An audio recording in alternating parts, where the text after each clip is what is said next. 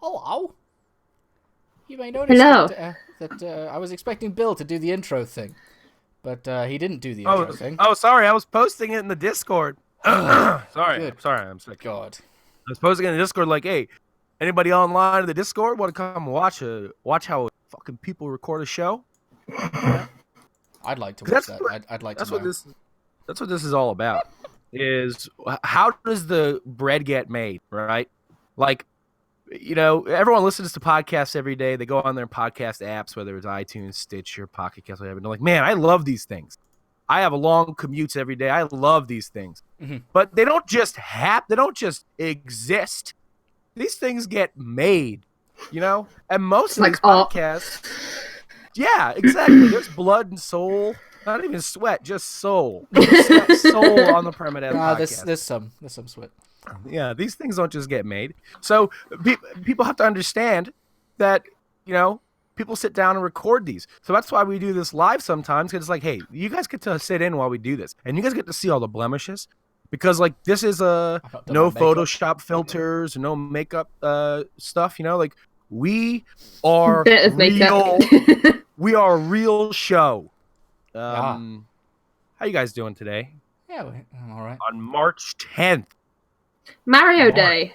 Yeah. Is it really Mario Day? Why is Oh it no, Mario not Day? this again. Not this Because again. it's Mar. As in March. Does Google have the coins up?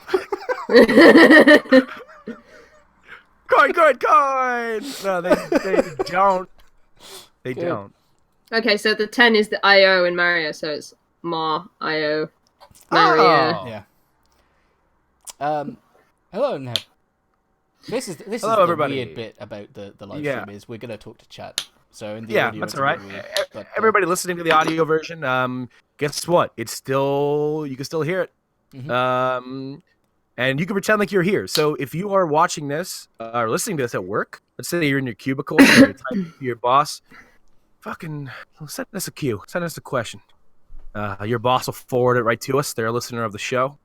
Definitely. Unless you work in the White House. So how's everybody? So it's March 10th. As we're recording this, if you're listening to this on like April 6th. 6. We're looking Welcome at you, to, Robert. welcome to April 6th. How y'all doing? It's been a while since we sat down to record an episode of the Permadeath podcast. If you're new to the show, this is a weird introduction for you because I haven't said who we are at all. Nope. At this point, I am Bill, one of the hosts of this show, joined by my other two hosts, Kinross and Oh Ebbie. wait, no, that's me. And Ebbie. And Ebbie. I'm both. I'm Kinross and Ebbie. Yeah, it's like a Mortal Kombat character, where like they like switch off for the fatality or something. Sure. That's me. So we were supposed to actually do this a while ago. We did our Game of the Year. If you've been following the channel since the new year rang in, we stuck to our tradition here, our second year of doing our individual Game of the Year lists. And typically we sit down and then further discuss those lists and kind of I talk about honorable mentions and things that we've left out and just kind of go into more depth on the games that we put out there or whatever. But things happen, scheduling happens, stuff happens, life and everything. So we never got around to doing that. So we're gonna do a little bit of that here today, as well as talk about what we've been playing, and things like that.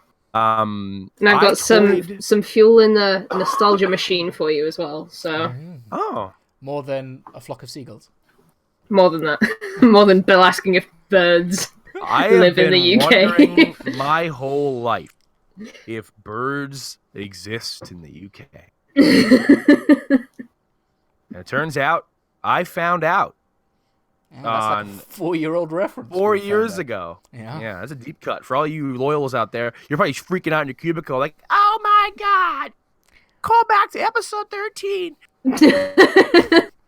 I listened to that just 20 minutes ago because I listened at 300%. All of our listeners sound like Monty Python characters. Yeah. That's how British people do voices. I was gonna I was playing with the idea of doing an icebreaker at the beginning of this podcast. Well, let's do it. You want me to actually do this? 'Cause Yeah, sure, why not? I came up with this stupid question, but it's not good. Oh no. Nothing's Okay. anything else. Now we gotta know. I'm gonna tell you what I have written in my doc. Okay, I have a Google Doc. I have the games I've been playing, and I have like Goaty wrap ups and Pokemon out, whatever. I thought your doc was literally just gonna be this one question. No, yeah, could you imagine that? I set up a doc to write a sentence. But I wrote a thing here. It says on the bottom, it says possible icebreaker. Okay. And then it says, this is all it says there. Now, this was for a reminder for me. So it's supposed to be a detailed note. But it says, mixed breed dogs, but for games. So I guess this could be a new segment. But mixed breed Welcome dogs. to Crofts for Games. Except you're not allowed mixed breeds. So I've been bringing this up. I wasn't sure if I was going to do it or not. But I want to let you guys know that I'm thinking about you while I'm writing these notes. So like, Okay. I was thinking about an I icebreaker. presume that's like loosen us up. if you were to have like a Mario Warriors game. What does that mean? Is that what you mean by a mixed breed dog of a game?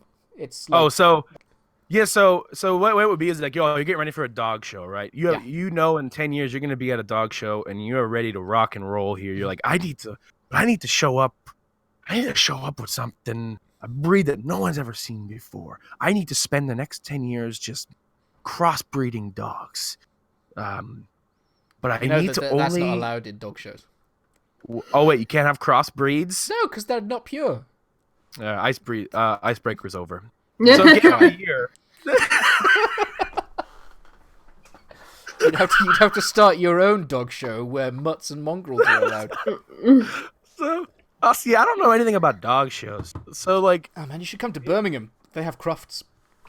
Have you ever been to Crofts? No, but I might.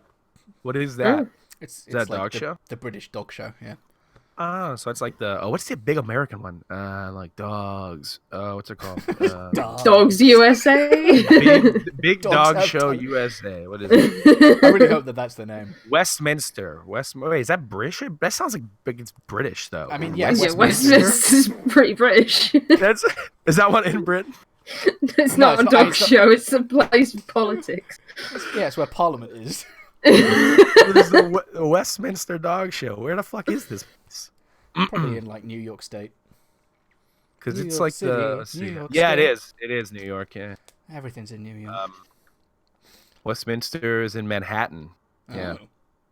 But Manhattan's not. I thought Manhattan was a city. Oh yeah, it's a borough of New York, New York City. There's like Brooklyn, Manhattan. I see. The Division. And Division 2. Westminster. And then the Westminster. They have a whole borough. I kind of forgot. It had been so long. I kind of forgot that this is how we start episodes. Oh yeah. Well, I mean, I'm actually not gonna go before, but yeah, I'm not gonna go through with the icebreaker because this served as it. See that I fucking knew we wouldn't do it, but I knew it would loosen us up. That's the sign. Everyone listening at home, your podcast you listen to at work don't do icebreakers, do they? No, they don't, because they don't hit the record button until they've done it. So we pull the curtain back on these things. So game of the year, 2018.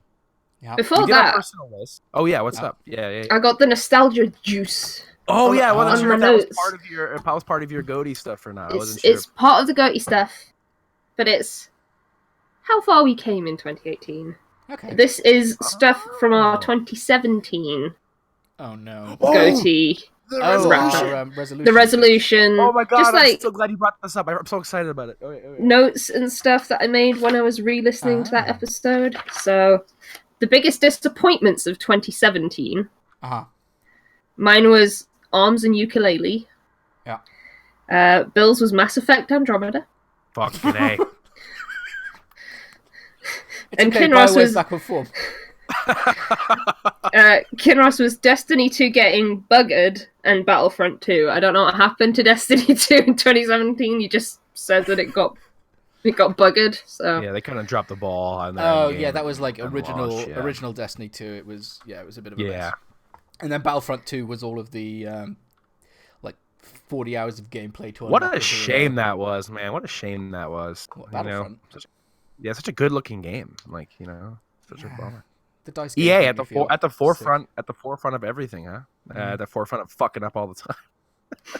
Until last year when Bethesda came along. Well, EA fucked up all of our lives in 2017. Well, like, kind of. Like, Andromeda, fucking Battlefront. Well, last year was Activision and Bethesda. Yeah. Oh, man.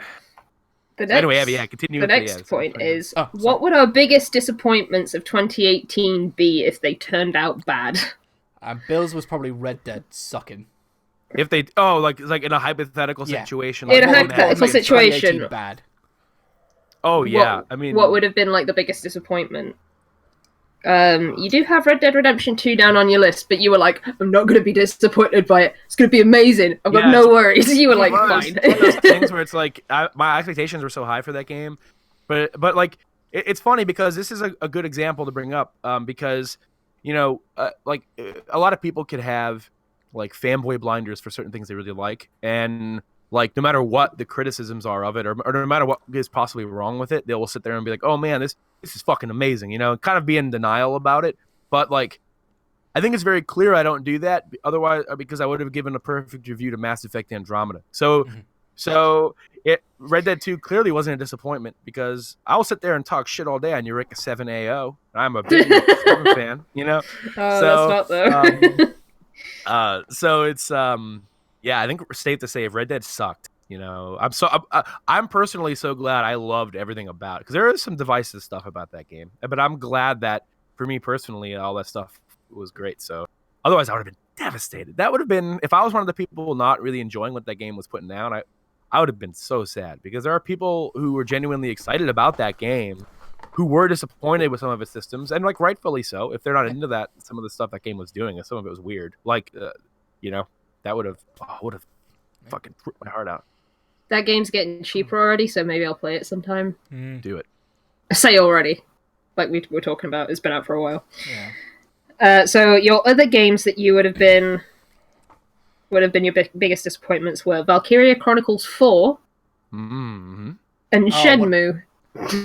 Shenmue, come out! What about... I was surprised that, if that's the case, that Yakuza wasn't on that list. Yakuza is never bad. I mean, you've still not played 6. Yeah. Not that it's bad. 6 is great. Counts, but yeah, no, Yakuza's never bad. As long as it's got... kind of rough. But even in Yakuza's roughest form... Still pretty good. It's still pretty fun. Yeah. Kinross. Yeah. Your games were Red Dead Redemption 2. What, is it things that could suck? Things that would be your biggest disappointments if they turned out bad. Okay. So Red Dead Redemption 2, Nintendo Labo, and Ooblets. Ooblets! We're just reminded of the things we wanted to come out. Yeah. It's still not out yet. Oh, man. Yeah, but Labo's fun. I love Labo. You excited for the new Labo kit? I'm excited to see what they do with it. Probably not much. I want them to add first-person VR support for Breath of the Wild. That would be something. I don't know that they're going to do that. Yeah, though. but if they did...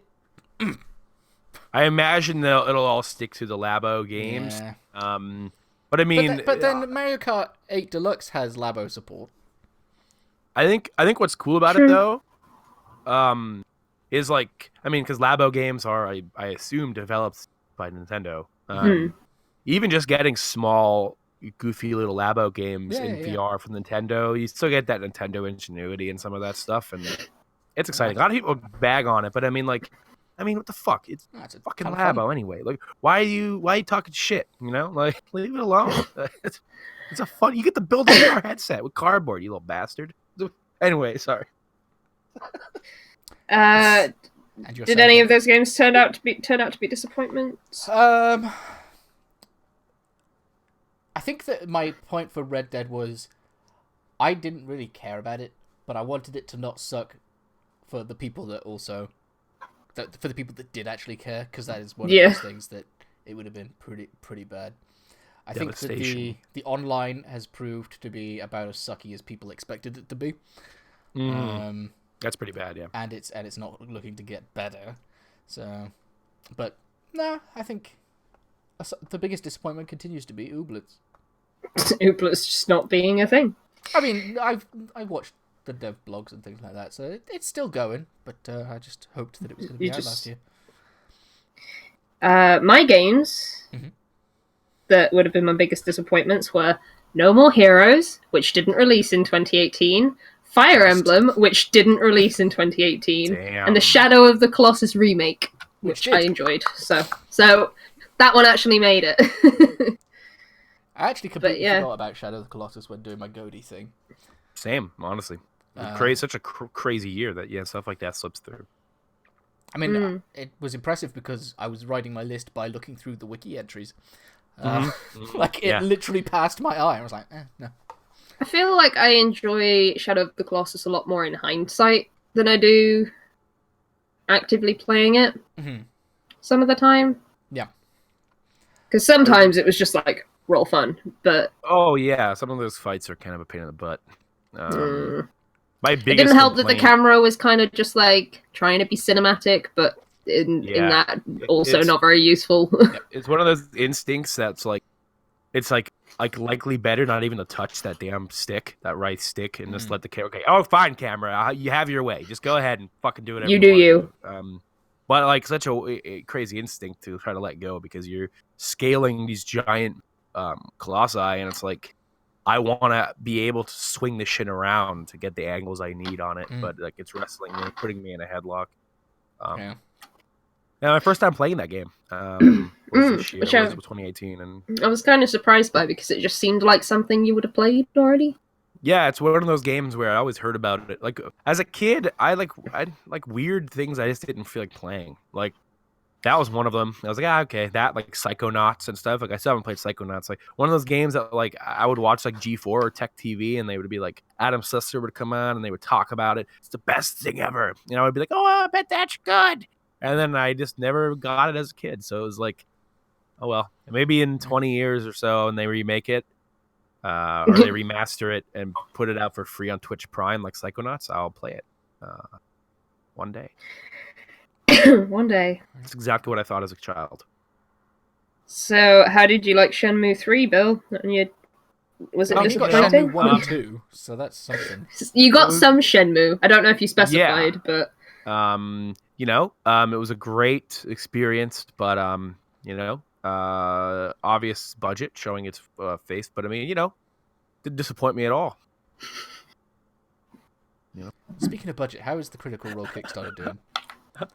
Probably quite well. Yeah. That's crazy. But yes, as Neb says, at least Ooblets hasn't done a cube world and literally vanished off one of the 6 faces of the earth. That's very true. I would be very sad if Ooblets vanished. I have been sort of... I mean, it's going into games that I've played a little bit. But I've been scratching my minor Ooblets itch by giving in to consumerism and grabbed Slime Launcher for free. Yeah, on, I've been watching Slime you Rancher. play it. Sorry, well, not watching you play it, but I've been seeing you play it.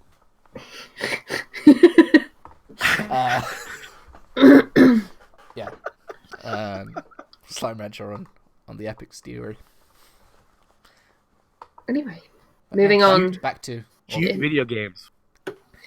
Was there anything from that we wanted to play from each other's 2017 lists? Was there? Yes, everyone had a game. Okay. Oh man. Well, Bill had 2 games. I don't remember what it was. Well, mine was Yakuza 0, which I accomplished. Yes. Yay! And what a snowball effect that has had. What a snowball effect that has had on I just want to actually show you. I made a list of all of the games that I beat last year. Yeah. And I don't know if you can see how many of those are Yakuza games. Nice. Well, I completely forgot about Kiwami 1. Yeah, I beat a lot of Yakuza games last year. Like, all the ones that I can play, I've beaten. Yeah. So, Good just year. give me the rest, please. I want to play, like, Sega, 3, 4, 5 now. You son of a bitch. 3, 4, 5, and then... is it Dead Souls. Dead Souls, yeah. And then the one that takes place in feudal Japan, that one as well. Even though you hate feudal Japan. Oh, I want that. I don't hate feudal Japan. I just think it's overdone. Okay. Yeah, it's like Jack the Ripper setting. It's like Jack the Ripper pisses me off more than more than any saying or any character. I knew What it if did. That's why I crossbreeding all of this. What if Nobunaga is actually Was Jack the Ripper. Oh my God, Kinross! Hold on a second, guys. Kinross, Is there actually a show where this happens? No, Probably. Kinross, that's the most brilliant fucking game idea you ever. Because they already fucking threw Nobunaga in fucking Pokemon with Pokemon Conquest. Now, Oh, right, okay, yeah. imagining Nobunaga being Jack the Ripper. Dude. and like Yukimura Sanada gets fucking transported to in the ye old Jack the Ripper England and in his fucking armor. And oh my God, Kinross, this is a great game, dude. All right, so Is it better for Nobunaga to be Jack the Ripper or to try and solve Jack the Ripper? Probably for him to actually be. I think, yeah, it'd be interesting if he was Jack the Ripper. Because, like, all this time you're looking for, like, just some fucking asshole guy, but it turns out to be Nobunaga, the demon king himself. Like, that's hysterical to me. Like, really loud samurai armor. Like, yeah. Like, oh my God. Kinross, you have no idea how much I want this video game now. Like, I'm freaking out internally at this game. We'll work on it later, alright? Oh my God. Anyway, Copyright sorry, Permadeath Podcast 2019. Jesus Christ. All right. Anyway, this was worth it for that moment alone. Oh, I want that game. Fuck. Anyway. Alright, so what game did you want to play from people's lists? Or Bill, sorry. What did Bill want to play? Yeah. Bill had 2 games. I'm curious. I know he's played at least a bit of one, but I don't think he's ever going to touch the other one. Zelda. I bet you one is Zelda. Yeah, one was Breath of the Wild. Yeah, I'm going to talk about that later.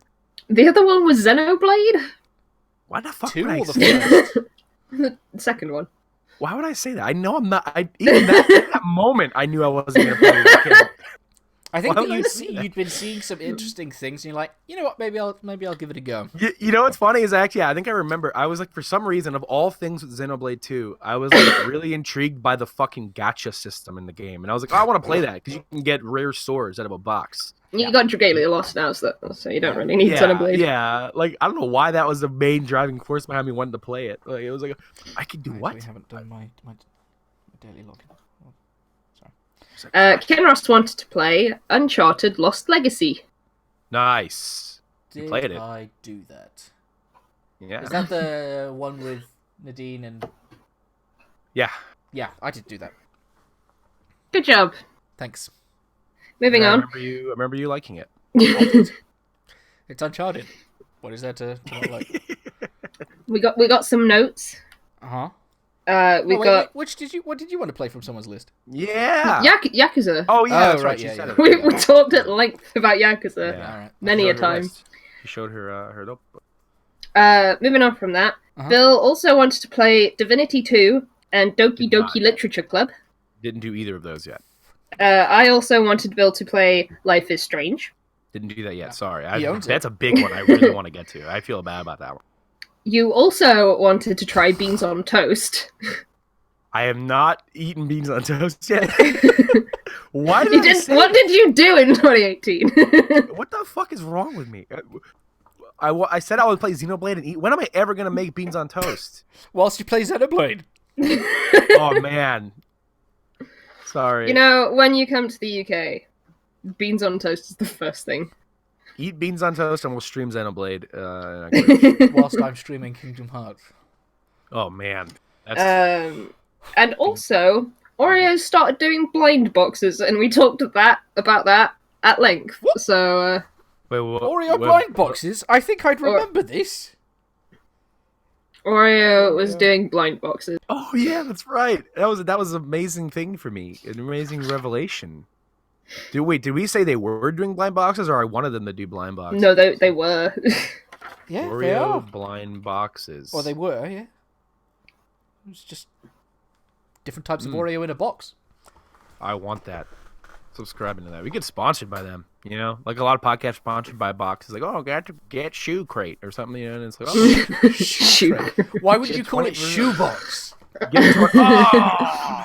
Cancel the show. Close the show. Shoebox, It's sponsored over, by dude. Oda Nobunaga. This shit's Right. over. The biggest thing that y'all are going to want to know about from last year is our gaming goals for 2018. I definitely didn't do mine. I'm sure of that.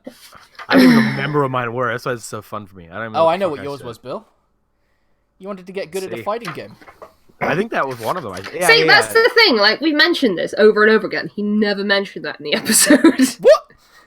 Oh, he never said that. It's because it was in the Discord chat. Well, did you get good at a fighting game? No.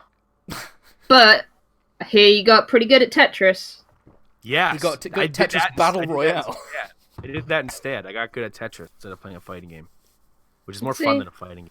Yeah, but that was this year, not last year. I played Tetris Effect, I suppose. Yeah, Tetris Effect is where it started. Yeah. Your other things were to not let spoilers bother you as much. That has happened. I have let that happen. How did that go? It's pretty great actually. Being on the other side of that, I don't seek them out. I'm not one of those freakazoids who. Sorry, everyone in the chat's a freakazoid. Who like reads them on purpose? I think that's crazy to me. It turns out I work with the freakazoid. Because I know plenty of them. Some of my closest friends are freakazoids. She said that watching Game of Thrones, not knowing what's going to happen in specifics, is too stressful for her. Yeah, that's the point. So she looks up every single spoiler before she watches it. You know what's funny though is I call people like that freakazoids. But like, if they're still enjoying their time with it, it's whatever, you know. That was a weird show. It's as long as they don't spoil it for me, you know. That's my biggest concern. Watch shit however you want. Just don't be a fucker on Twitter or on a forum. Or spoiler tags exist, and thankfully though, like I've discovered muting words on Twitter over the last year and a half, and like that's been a big help. And like I don't want to be spoiled on stuff like Sekiro and stuff. Like apparently there's spoilers floating around for that already. Like I've seen like videos of the first hour and a half of gameplay floating around, which I imagine you don't want to watch. That stuff I've actually kind of dug into. Oh really? A bit. But like, because this one has an actual story though too, so I'm kind of trying to avoid. Like, it's funny. Like, a lot of people like with boss names, like that'll like kind of ruin stuff on them. There was a point in time where I didn't care about that. Like even in Bloodborne, I was like, oh cool, that boss sounds cool. Like, because like you're not really following a narrative necessarily, like in the traditional sense of like this could get spoiled on me. It's like, well, I mean, I'm not really solving a case here, so it's like I don't really care. But Sekiro is like their first game where one of their first games where you're kind of traditionally following a narrative path. And so apparently there's ending spoilers and boss name spoilers and stuff like that out there for that already. And I don't want to know that shit about Sekiro. So yeah. But I mean, if I happen to run into it, it's a thing where I've come to peace with. If I run into something like that, it's like, well, I've read it. I can't go back in time, so I can't let that ruin an entire 50-hour thing for me. Like if I live my life that way, then I'll just be stressed out 24/7. And because we live in a time where so many things are being talked about, and I can't stop everyone from talking about things. Like, that's selfish in a way. So it's like, you know what? If I read something by accident and it's a non-malicious spoiler, like someone did it to me on purpose or whatever, I can't be like, you fucker. It's like, well, I can't just bang the gavel on everybody's life because I didn't get to a thing or whatever. So it's a matter of, if I read it, okay. You know, it's funny because this was so extreme. I wanted to tone down on it because it was so extreme to the point where if I got a spoiler on something like major, I would just uninstall it and not play it. And it's like, that's crazy. There's so much other stuff in these things that, like, I got like this killer in Persona 4 spoiled on me. I haven't beaten it yet. I put 30 hours into that game, and I was like, well, okay, I'm done here. And it's like, well, I mean, the more I think on it, it's like, I think about my time with Persona 5, and it's like, my favorite moments of that game have nothing to do with what the major spoiler would have been. And I think a lot of it could be ruined if you know that in Persona 5. But at the same time, it's like, I enjoy just kind of being in that world, and I think you can still find something. You just have to tilt shift the way you're approaching something once you're spoiled. You know, you're no longer coming at it from someone who doesn't know, but there's still value in these things. I'm trying to really hone in on that because like there's too much to stress about already, and I'm so involved in social media and Reset Era and Reddit and all these different forums that it's like if I wanted to live in a way that I couldn't get spoiled, I could do that.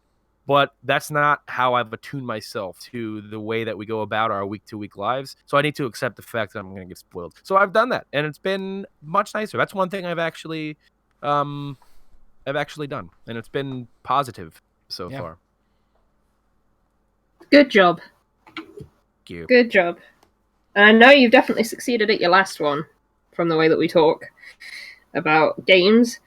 Not be afraid of starting multiple things at once. Yes, that's another thing that I've done, and I was overall successful, I think, then on my resolutions. If I said in the episode fighting games, Tetris replaces that. So, but it's overall, like, yeah, there was a point where, it's like, oh, I can't start something until I've beaten something else, and like that does something to you and to games unfairly, that like especially in an age where all these games are like 60, 70 hours long. I think there's value to be had in focusing on one game, because like I think it can happen where it's like, oh, I'm playing so many things at once. What was I doing in this particular game?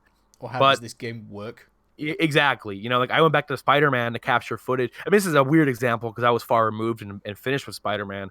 But this could happen in any given example of like, I went back to Spider-Man Kinross to capture footage for Goaty, and I had no fucking idea how to play. So like that was a game that I thought I was pretty good at with the combat and everything. But after playing so many games afterwards, like my fingers, even going back to God of War to capture some combat, I was like, wow, I fucking suck at that. I have no idea what I'm doing. Like, left my brain completely. And that could happen if you're smashing so many things through your ears, like, at a time. But I always wanted to avoid that. But also I always felt that I was devaluing stuff by like, oh, I spent money on this game and I'm playing other things. And it's like, well, I think you're devaluing it more.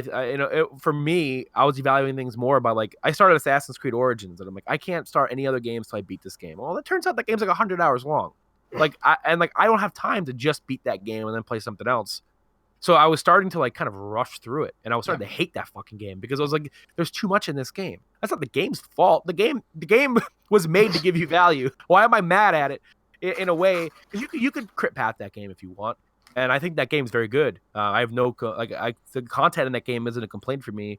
But it was my life that was making me hate that game. Like it was like, oh man, I want to play this so bad. Like, then just play it. Like what? Stop restricting yourself, Bill. So.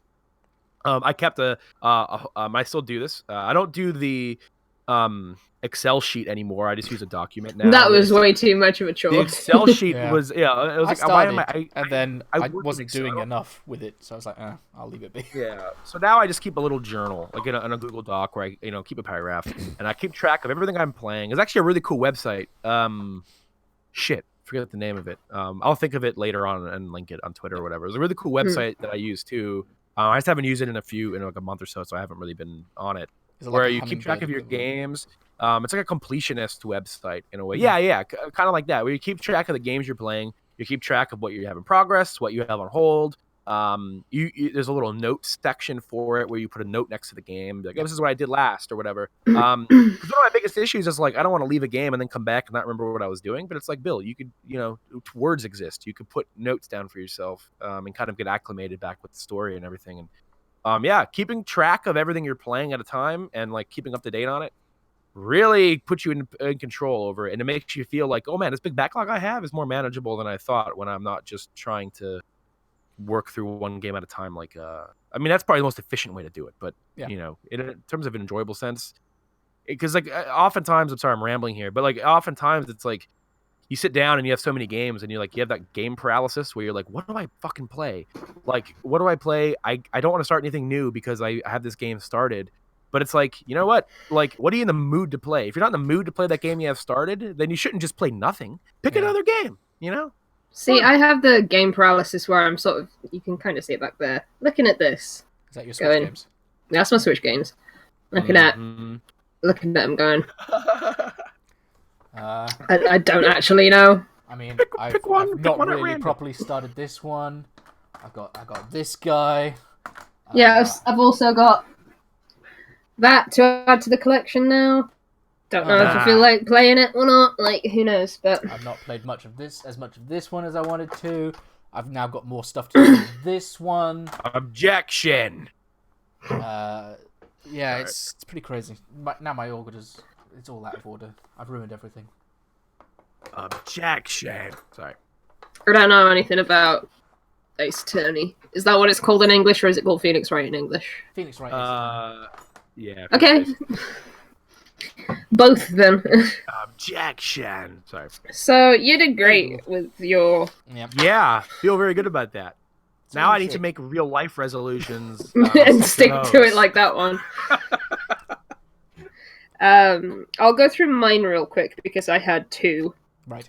One of them was to beat 1 game per month, and I don't think I beat 1 game a month, but I beat enough games to say that I beat a game a month. Yeah, you beat like 12 games over the course. So I think I beat 13 games last year. So I'm gonna call that a win. I forgot about Wargroove. Yeah, I've got to play more Wargroove. Yeah, I'm gonna call that one a win. Yep. And the other one was play Kingdom Hearts, which I did. I played Kingdom Hearts. I didn't beat Kingdom Hearts, but I played it. And I didn't say I wanted to beat Kingdom Hearts. No. So... I think that has fallen to me. I need to get a hold of Kingdom Hearts and... Well, we all wanted to play Kingdom Hearts. Like, when I said I really wanted to play Kingdom Hearts, both of you went, oh yeah, we should do that. It didn't turn out well, because I really wanted to, like, play them all before Kingdom Hearts 3 came out. Because Kingdom Hearts 3 looks amazing. You can't play that game without having an idea.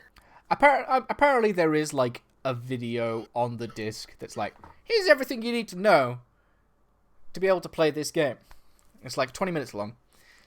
If they could condense, like, 7 games with intense stories into 20 minutes, then what the fuck were they doing in those games?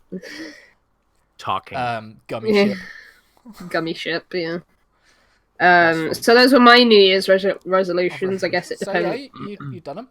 Congratulations. I guess I did them. Yeah, you technically played Kingdom Hearts. Like, there's, like, by technicality, you turned that game on and played it. You turned the game on, you did this, not with this controller. I got to Deep Jungle. But, you know. I got to Deep Jungle. I don't know if either of you got to Deep Jungle. God, no. I'm still in Alice in Wonderland. I got to the Coliseum, and apparently that was the wrong place. And I didn't want to go back. Yeah, the Coliseum's just, like, additional content that you can do if you want to. But, stupid. I didn't Stupid go back to game. the next place because I hate the gummy ship. I hate it. Gummy ship's bad, dude. Look, this is a year of celebration for Kingdom Hearts fans, and I'm very happy that so many of them got their moment, and they're really pleased with it, from what I can tell. But like, so anything negative we say about it here, I don't want anyone to be like, you motherfucker, this is the year of our Lord. You don't do this to us. In 2019, we have the game now. It's like I'm really happy about that. I wanted to be a part of that moment. I wanted to be a part of that moment with them. Yeah, we didn't get to be a part of that moment. Gummy stuff stinks. It's fine if you only had to do it one way once. Well, the interface for it is like both ways. The interface for it is so PS2. I mean, obviously, like, you know, I can't really rail it for that because like it is literally PlayStation 2 game. But like, man, I don't even think Kid Billy would know what the fuck's going on in that. Like, as a PS2 player back then, like, being acclimated to weird shit. Like, looking at that, it's like, what am I doing? What the hell am I doing? Just let me walk on the overworld. I don't need to do this. Maybe I'll just watch the cutscenes from 1 and then try whatever comes after 1. I don't know if it's 2. I don't know what order it is. I just really don't want to go back to Deep Jungle because Deep Jungle sucked. But you know what's great though? Music rocks. Like those songs everyone sings on the streets. My Sanctuary. Got to admit, when I'm walking through the city of Birmingham, I'm not hearing people sing songs from Kingdom Hearts. Oh, dude, we live in very different countries. Because you're not a heartless or whatever. Why would the heartless sing? I don't know, dude. Simple. I don't know shit about that series. Anyway, what a Kinross. Kinross. Oh god. Yeah. Kinross wanted to earn a golden gun in Overwatch. Yeah! Did you do it? He did it. What'd you get? Well, technically I didn't earn a golden gun. I've got gold balls. Got Zen's. Oh, it was Zenyatta. Okay. I was like, what the hell? What the hell is that? Nice. Smelting accident. So we've got a success. Yeah. The second one, finished a higher percentage of the games you've started. How'd that go? No. No. No, I have a bigger backlog of unfinished games. But did you start them? Yes, that's why they're unfinished. Yeah, but you could have, No. I've just ruined the bookmark on this book completely. Oh, it just started like fraying. oh no. That fell apart real fast. Hold on. No, I utterly failed on that one. You know what, man? We live in a time where that's a very hard one to get on top of. You know. I think I even said, I don't want to complete it. I just want to get to the end of it. Yeah. Yeah. I've not managed that for a lot. You beat Oberdin though. I did. Get married to the old Rodin. Hey, that was a pretty good boatman. That was a series of hours. The other thing you wanted to do, you have two more. Oh man. Try and expand the genres you play. Yeah. Like NASCAR games. Yo, somebody just NASCAR. They're like, yeah, buddy. I mean, not in 2018, but since then, I've technically expanded into battle royale games with Apex and Tetris. Well, there you go. That's an expansion of the genres you were playing. Yeah. And your last one, play Final Fantasy XIV. No, I played Elder Scrolls Online instead. Well, you got an MMO in there. There you go, MMO, another genre. That counts to me, Kinross. That counts to me. Oh, I haven't logged into ESO in a really long time. I haven't either. I've not logged in since maybe September. I cancelled my ESO Plus membership. Yeah. I don't think I cancelled mine. They cancelled it.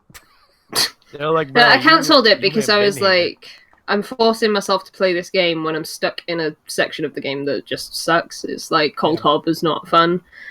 Cold Harbor continues to not be fun. Eventually I'll catch up to be able to... Shadowbringers.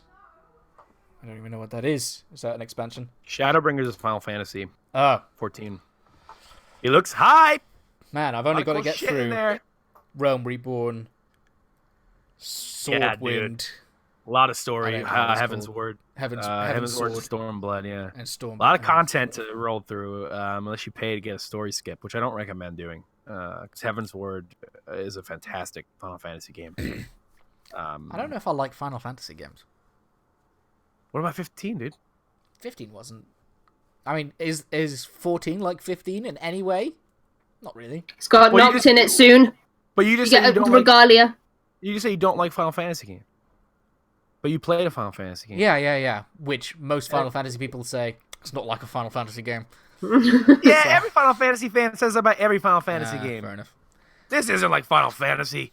They said it about 12. They said about everyone. They don't want to make up their minds. They're like, well, this one's not a Final Fantasy game.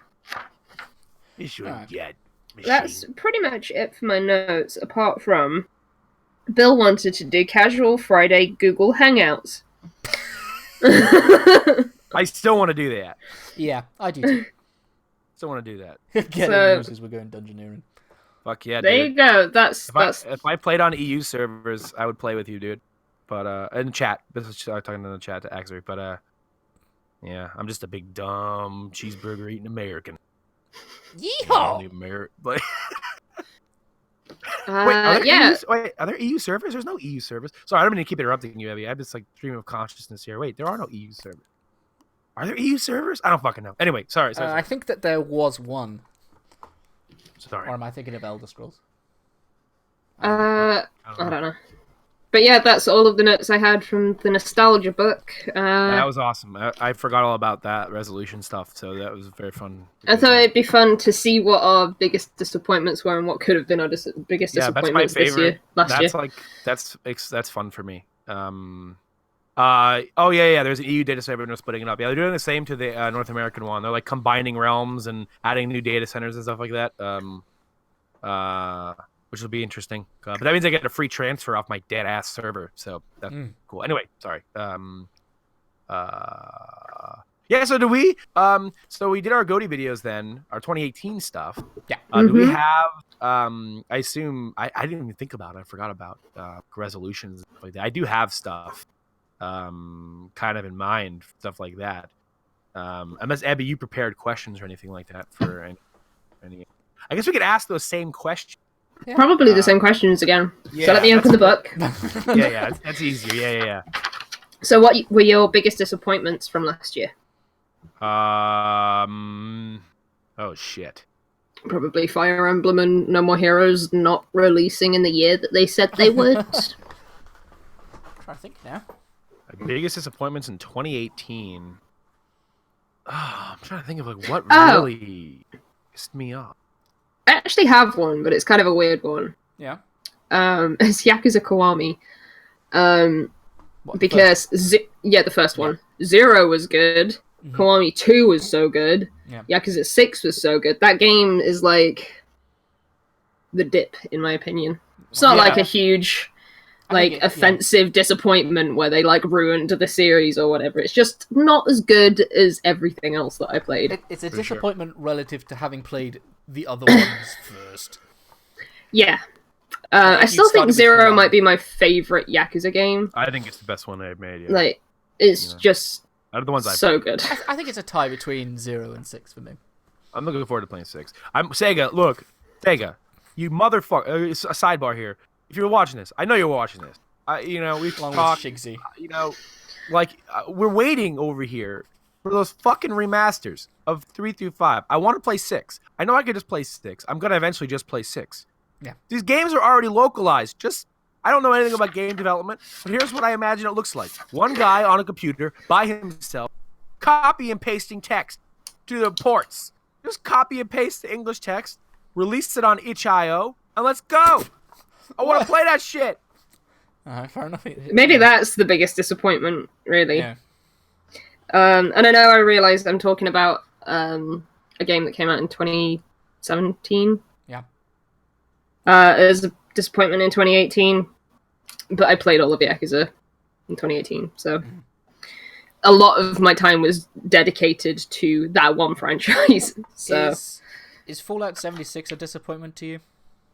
I haven't played it, so Fallout is the release of that game and its reception and its warpath at all a disappointment as a Fallout fan. Who then again, I mean, you didn't have really high expectations for that game, did you? In terms of no, I kind of wanted to play it just with friends, but then they dropped off of it really fast, and I was like, oh well, whatever. I'd never had this massive urge to play it because I don't know, I like multiplayer games sometimes, and I like single-player games, and Fallout has always been that single-player thing that I go to. Yeah. I don't know, Virginia looks awesome. It looks like they did put effort into making the world a good place, but it looks like they just sort of skimped on a lot of stuff. But that game crashed in price, so I'm thinking in a couple of months it'll be a tenner.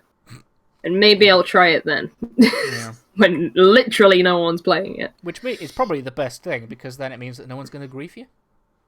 Yeah. Except playing your multiplayer games solo. Yeah, that's how I like it. Yeah.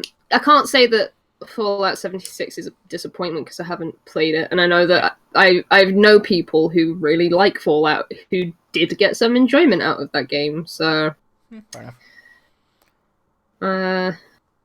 It's hard for me to say. I'll let you know when it's a tenner. Or less. Yeah.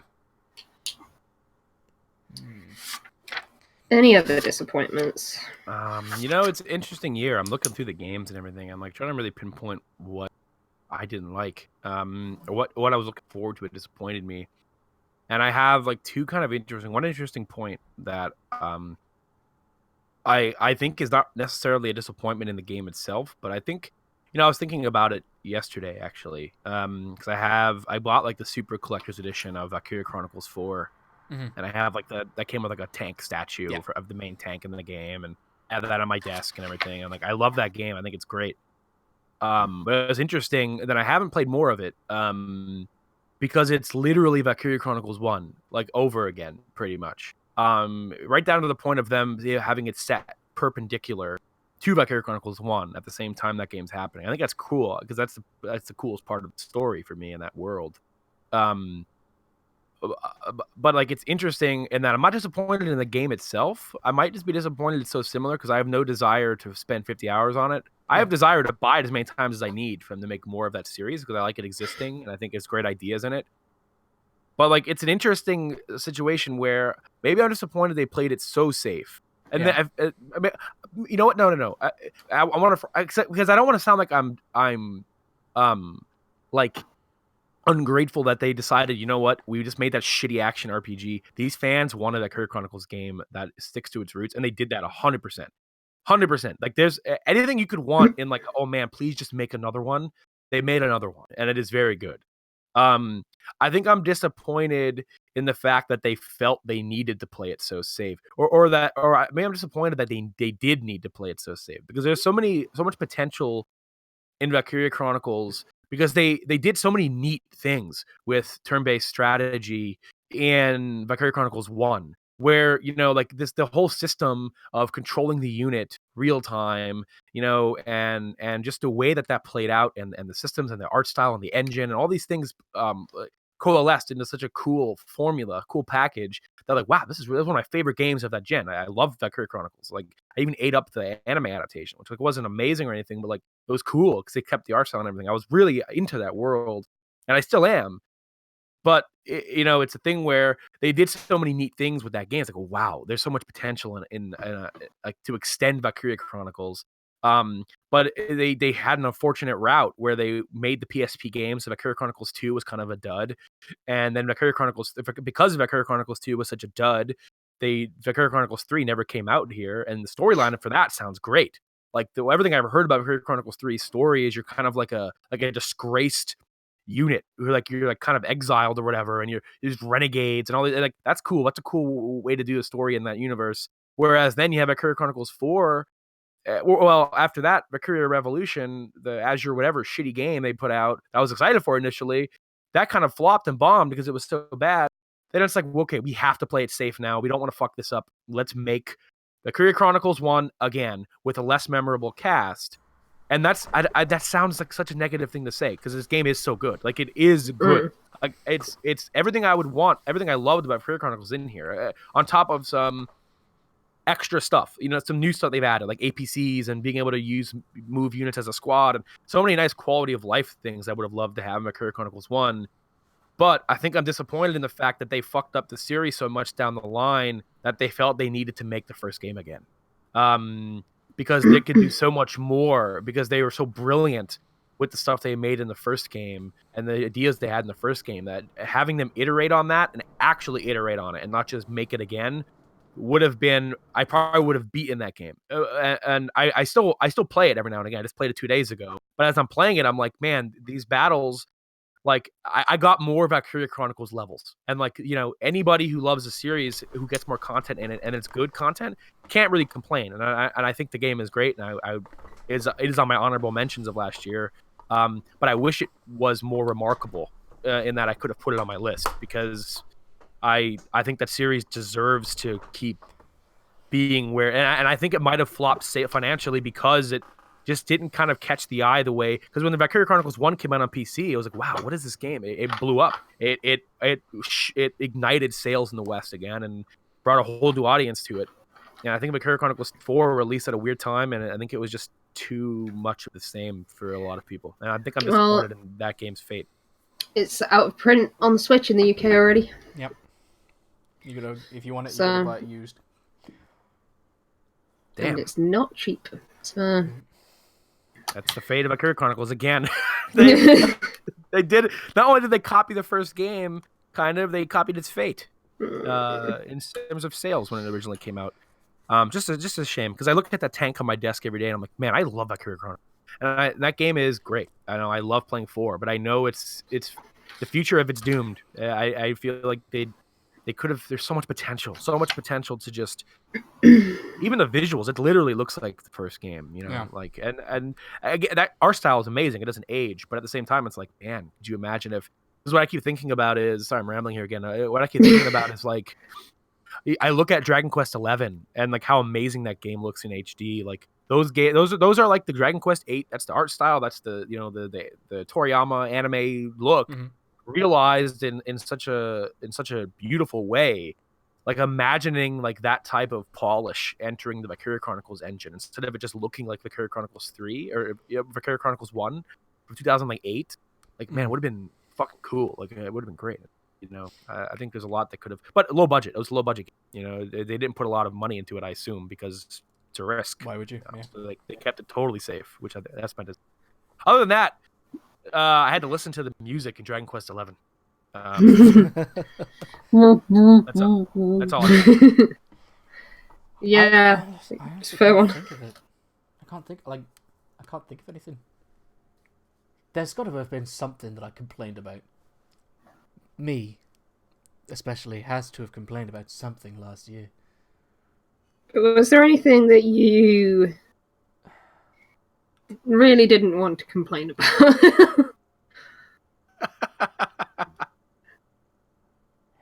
I'll tell you another disappointment of mine, actually, while I'm thinking about it. Overwatch. Yeah, I can kind that's of like that. That's like a really weird one to say, but Overwatch was just so bad last year. It's like, all the summer events coming up, 3rd year of Lucio Ball. All right. I agree with you. I agree with you 100%. Did they actually it's just like last year, or was he the year before? He was the year before, I think. Okay. But Overwatch has just been in this like year of all the events have just been basically new skin events rather than events changing in any way, which I found super disappointing. The only event that I'm actually looking forward to is the Archives Retribution style event, because that's great. They actually that is good gameplay and stuff. Yeah.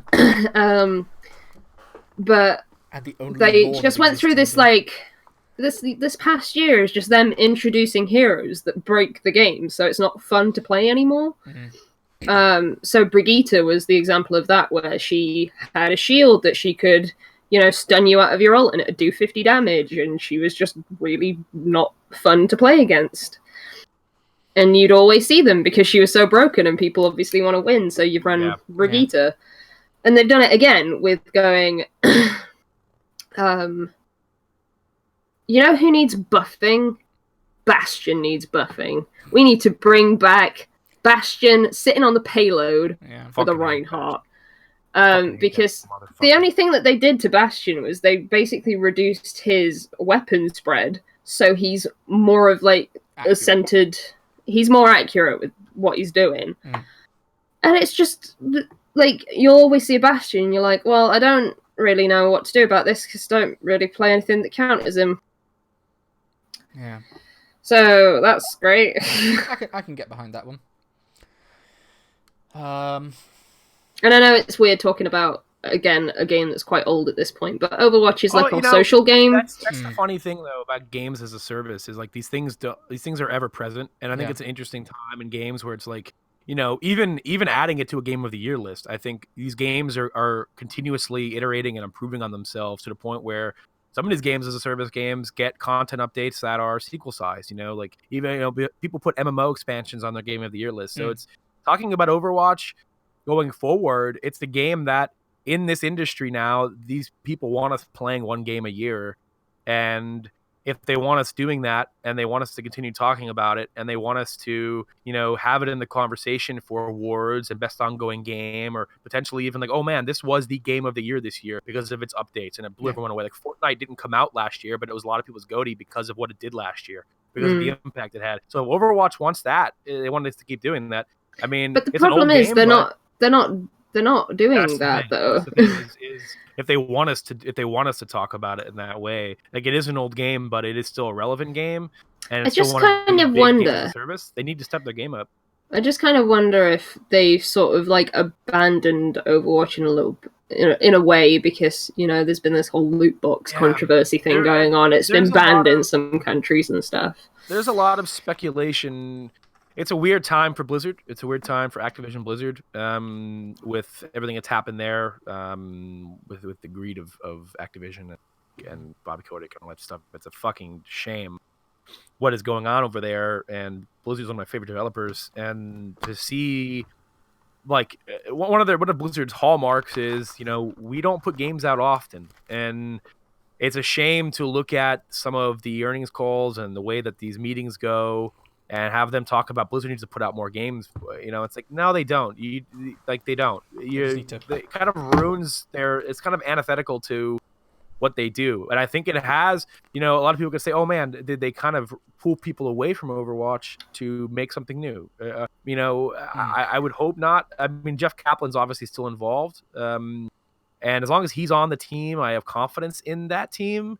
When he was pulled from WoW began its slow descent into something I still like, but something I don't love like I used to. So as long as he's still there in the face of it, once he disappears, then it's like, oh wow, I'm really curious what's going to happen here. But it's a shame because you mentioned the skins, and it's like, yeah, every event is like the art team's working overtime. Like these guys are like the only team left. And they are putting out maps and stuff like that. But nerfs. But I want something they put out maps. Boom. Yeah, they put out maps every few months, and they put out 3 new heroes a year or whatever it is.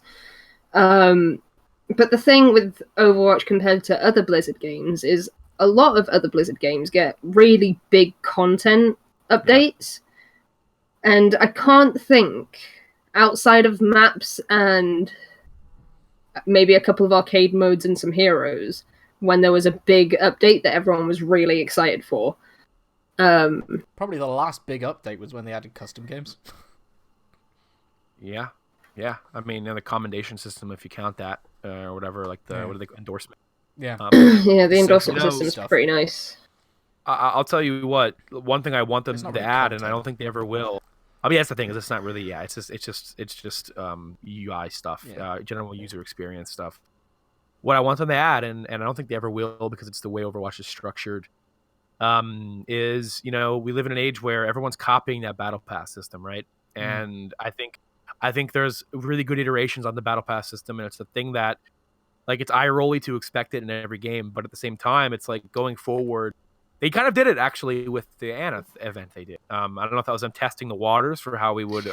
They did something similar with D.Va before, where you could earn like a skin for her. Oh, right. Was it the police skin or whatever? Was that? No, it was like the green Nano Cola skin. Huh. I was out of the loop.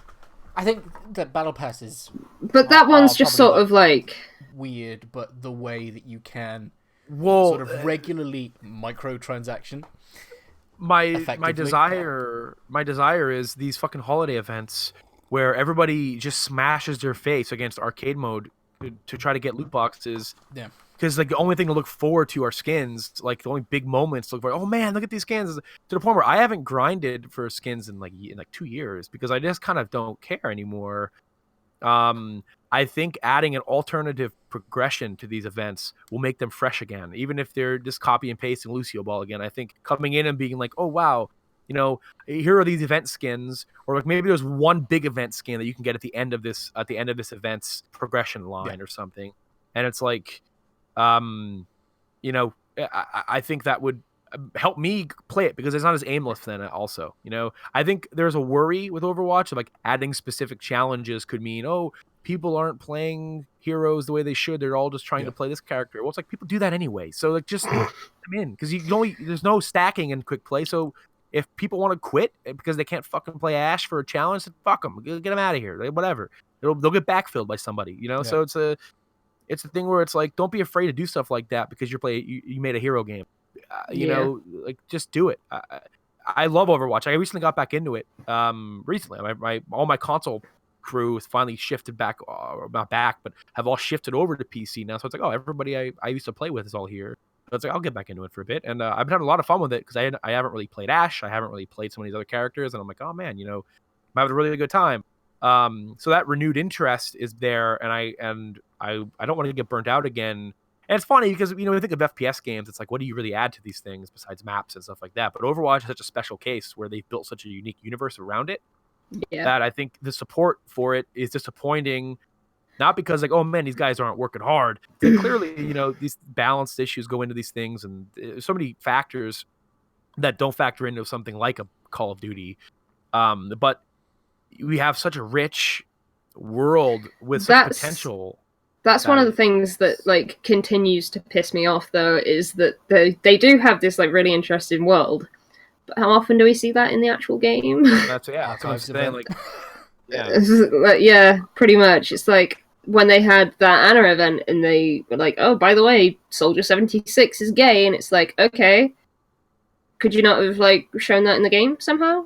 Could you not have done like a story chapter or something? Because that would have been way cooler than a short novel, in my opinion. I don't know. It's just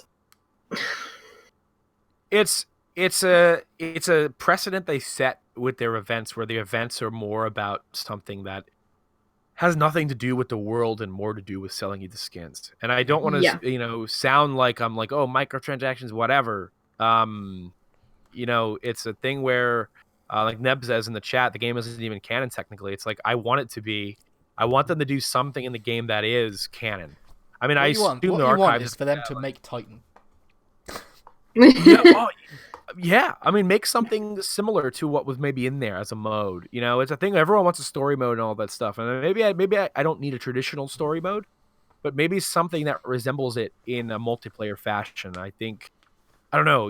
It's a series that I love. I love Overwatch. It's amazing that they've made a shooter that I'm still playing this many years later, because most of the time I drop off so fast anymore. And it's not the game's fault. It's just there's so many games to play, and I don't need to shoot people all the time. So they've managed to keep me on the hook that way. But it's been a festering kind of thing where it's like, I kind of wouldn't mind you guys dropping a big like 2.0 thing where it's like, man, there's like a few new heroes in this patch. There's a bunch of new maps. Like, wow, they've retooled this or that. And it's like, wow. And people could argue it doesn't need it. And maybe the focus on Overwatch League means they don't want to disrupt things too much like that. And I saw somebody in the chat mention the Overwatch League. And like, yeah, Overwatch League is great. I think that's a really cool thing. I think it's a something nobody else is doing. And I think it just makes me feel bad about all of my skill. That's funny. That's a funny thing to say, because like, yeah, that's how I feel about certain games. I don't play Rocket League anymore. It's like, man, good. Look at how good I could be if I wasn't crap. But anyway, so I don't really have any disappointments that I can think of, unfortunately. Wow.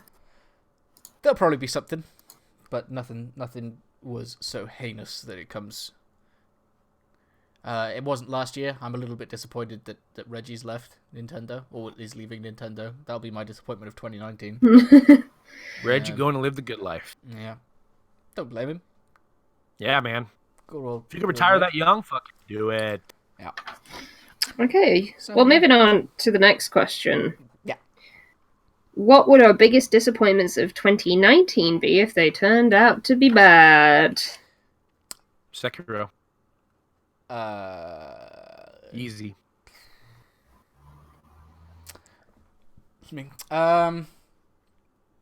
Sword and Shield. I don't even think I've heard of that game. And I guess Anthem, if you would have asked me a month or two earlier. But that sucks, so. So how's that Faith in BioWare going? Or is it supposed to be another expansion? I'm not sure what's going on with Destiny. They just put out a DLC pack for their annual pass for Forsaken. Okay. No, I mean like later on down the year. Is it Destiny 3? Oh, I don't think they'll do Destiny 3 till next gen. That's my take on it. But probably a big expansion, maybe something that's not Forsaken. Yeah. My biggest disappointment, if it turned out to be bad, would be Fire Emblem Three Houses. Yeah. I'll use it again, second year in a row. This time I'm pretty sure it's coming out, so we'll see. Well, it's got a date. It's got a date, so yeah. Yeah. It's just that game worries me because I don't think there's going to be like character customization in it, and I know that's a really weird thing to get worried about. But that was something I enjoyed doing. I don't know. I'll be a little disappointed if Yoshi's Crafted World is not great. That's got to be great.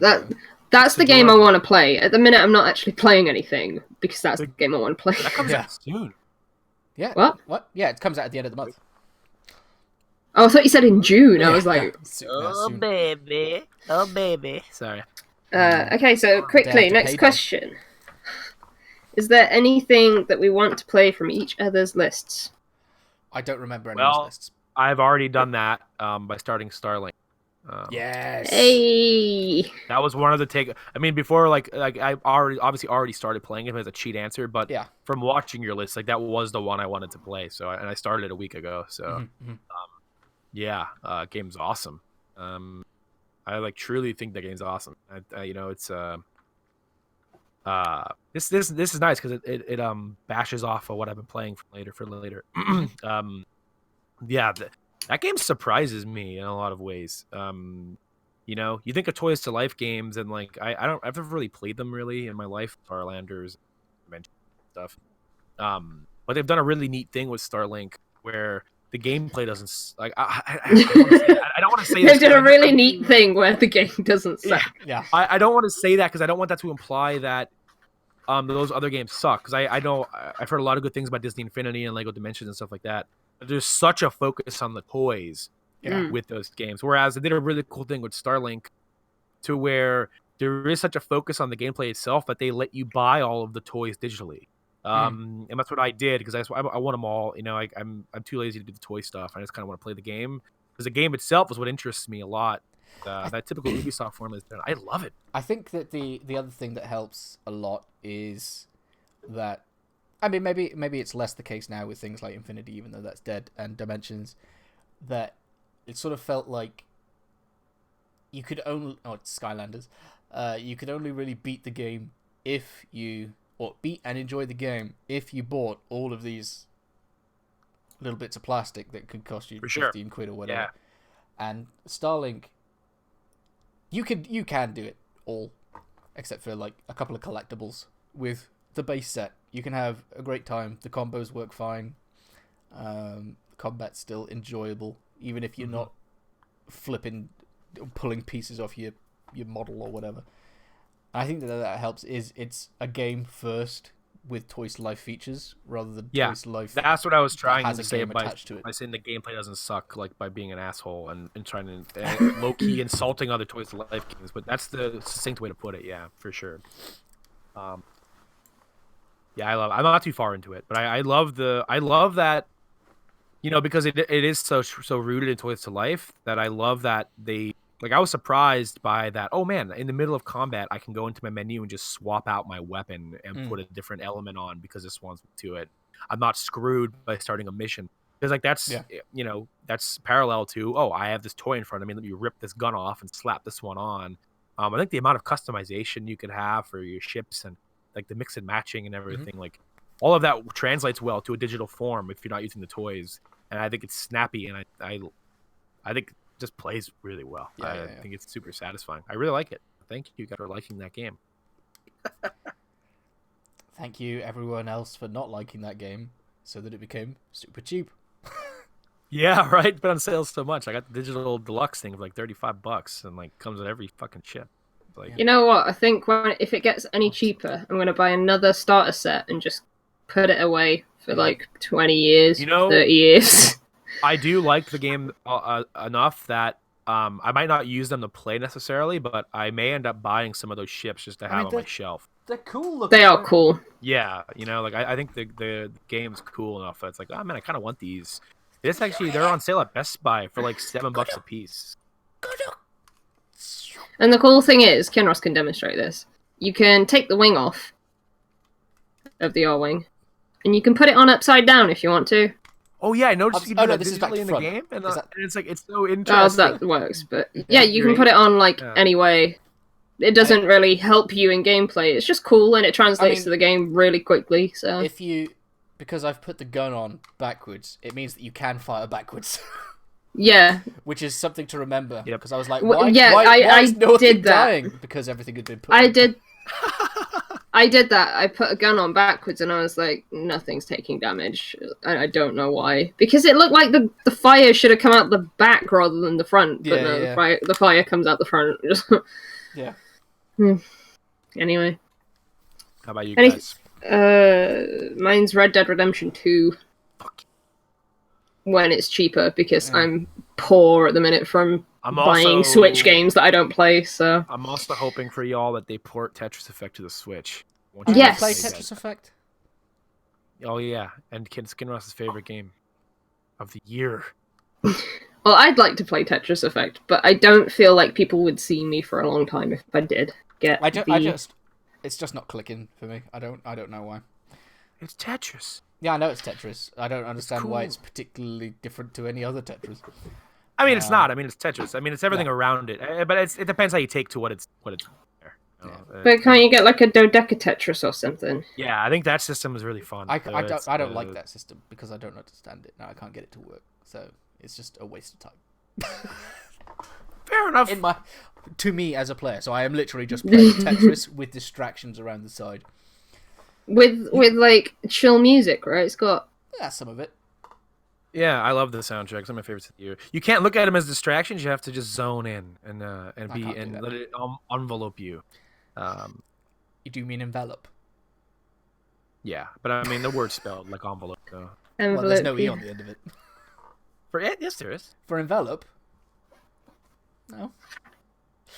Let me fact check you, Kinross. You're right, dude. That was the quickest fact check in the world. Right. Anyway. No, you're right, dude. It is aesthetic Tetris. Yeah, it's just beautiful.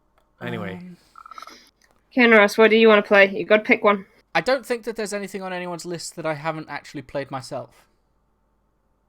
Look at you playing all of the games. Oh, yeah, that was the problem. Let's see. I'm trying to think of my list. What's on? I wanted to write down everyone's list, but I forgot. I played a bit of Monster Hunter. Wasn't a huge fan of it. I can get my list really fast. I didn't remember what was on my list.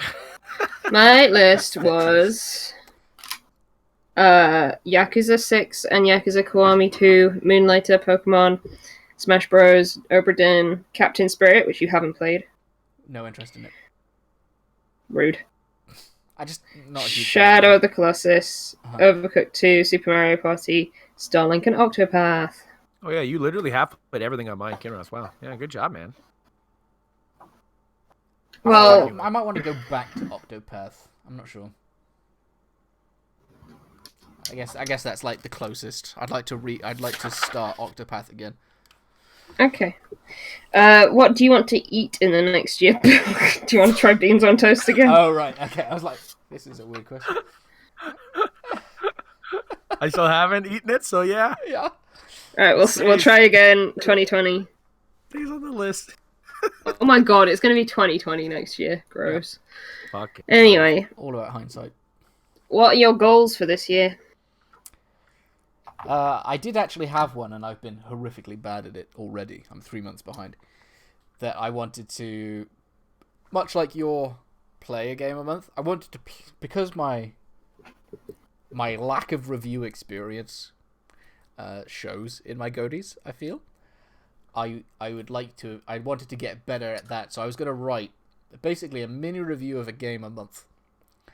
And that's a cool one. I like that. I've not done any of it. Okay.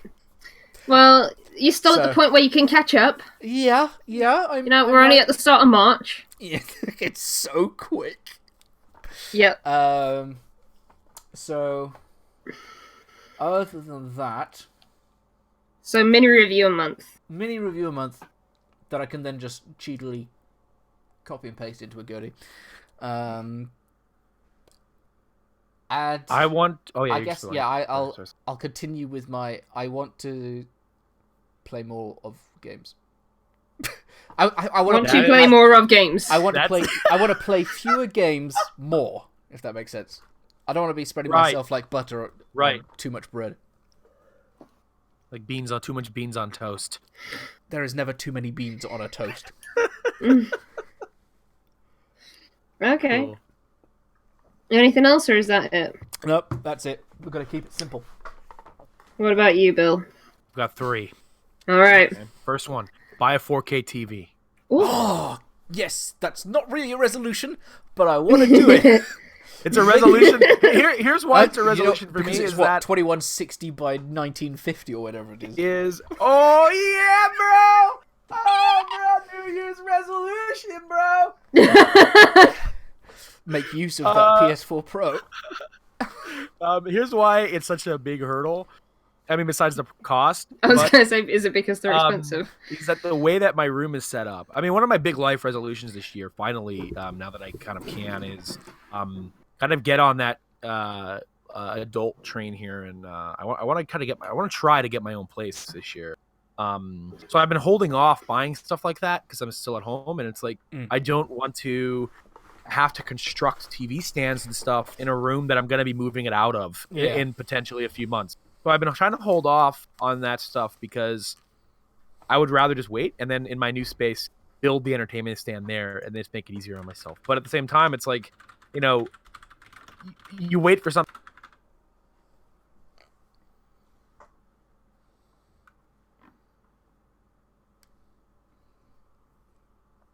What you want to do is you want to make that Switch TV mount. Did you not see it in the link? Someone made their TV look like a Switch. It's in the Discord. It's amazing.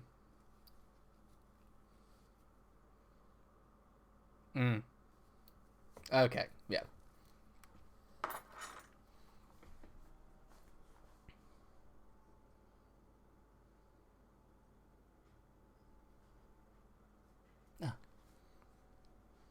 Are they the ones coming to the Switch or no? Ah.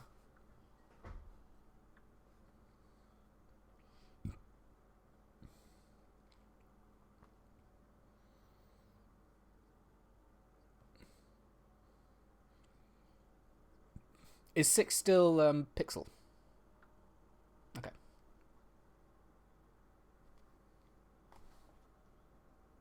Yes. Oops. In the chat. Yep. I wonder how long that's been. I don't know. How long has Bill been muted? How long have you not been able to hear Ebbie and Bill? That's hysterical. That's hysterical, dude. I wonder what the last thing I said was. I think it's because when I typed about Kinross butter, I think it accidentally muted then. I'm sorry. Has anyone heard, did anyone hear me talk about a television? Yeah, did you hear about TV? Bye, Nebnia, by the way. Bye, Neb. I wonder, are they still not hearing us? I mean, at the very least, it's in the recording. Oh yeah, we have the audio of this stuff, so that's all right. So if you missed it, just go back to about an hour 20. Remember what I said in the beginning of this episode. You know, everyone just thinks podcasts happen like it's magic. I mean, the curtains pulled back. This would not happen in a normal situation. Only for like 2 minutes. Okay, so. Okay, right. Cool. So people heard me talking about television. I just wanted people to be able to hear Kinross's New Year's resolution joke because I think that was brilliant. I mean, they would have heard him say it, I guess. Yeah, so people probably didn't hear this one. Ebbie mentioned I have very specific desires for Final Fantasy. I want to beat Final Fantasy VI for the first time and Final Fantasy IX for the first time. Because those two are aesthetically the two classic Final Fantasies that I have the most interest in. Are those still the pixel ones? Yeah. Final Fantasy VI is the last pixel one they made. Everything I've heard about that game in terms of its story sounds incredible, and you can suplex a train in it. And then Final Fantasy IX is kind of like that last classic high fantasy Final Fantasy. I mean, if you count 12, I guess, but which you can. I don't know why it's so dismissive the way I said that.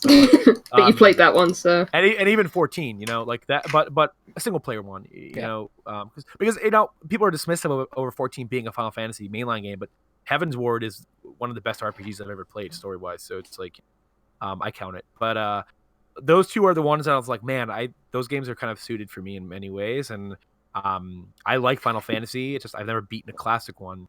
I want to go in there. I want to beat 6. I want to beat 9, and I want to beat Chrono Trigger. I'm adding that to this resolution too. Same one, same bullet point. I want to beat Chrono Trigger. I own it on Steam. I'm beating that game. Chrono Trigger. Hold me to that shit next year. We'll see how that fucking goes. This is a lot of hours. That's a lot of RPGs. Yeah. They're all a lot of JRPGs, very specifically. Shoot myself in the classic foot. JRPGs. Oh shit! What was my third one? It was beat Final Fantasy. I want to do. I want by the time we're talking about this next year. Besides DMing a campaign for you guys, yeah. That's one of my biggest regrets. That is my disappointment of last year. Is that we I didn't play D&D. any D&D last year. I finally have it last. I want to, by the time next year, next January, next February, next March, whenever it is, we get around to recording this, I want there to be 10 episodes of the show that I'm writing for the Permadeath channel to exist. 10 episodes.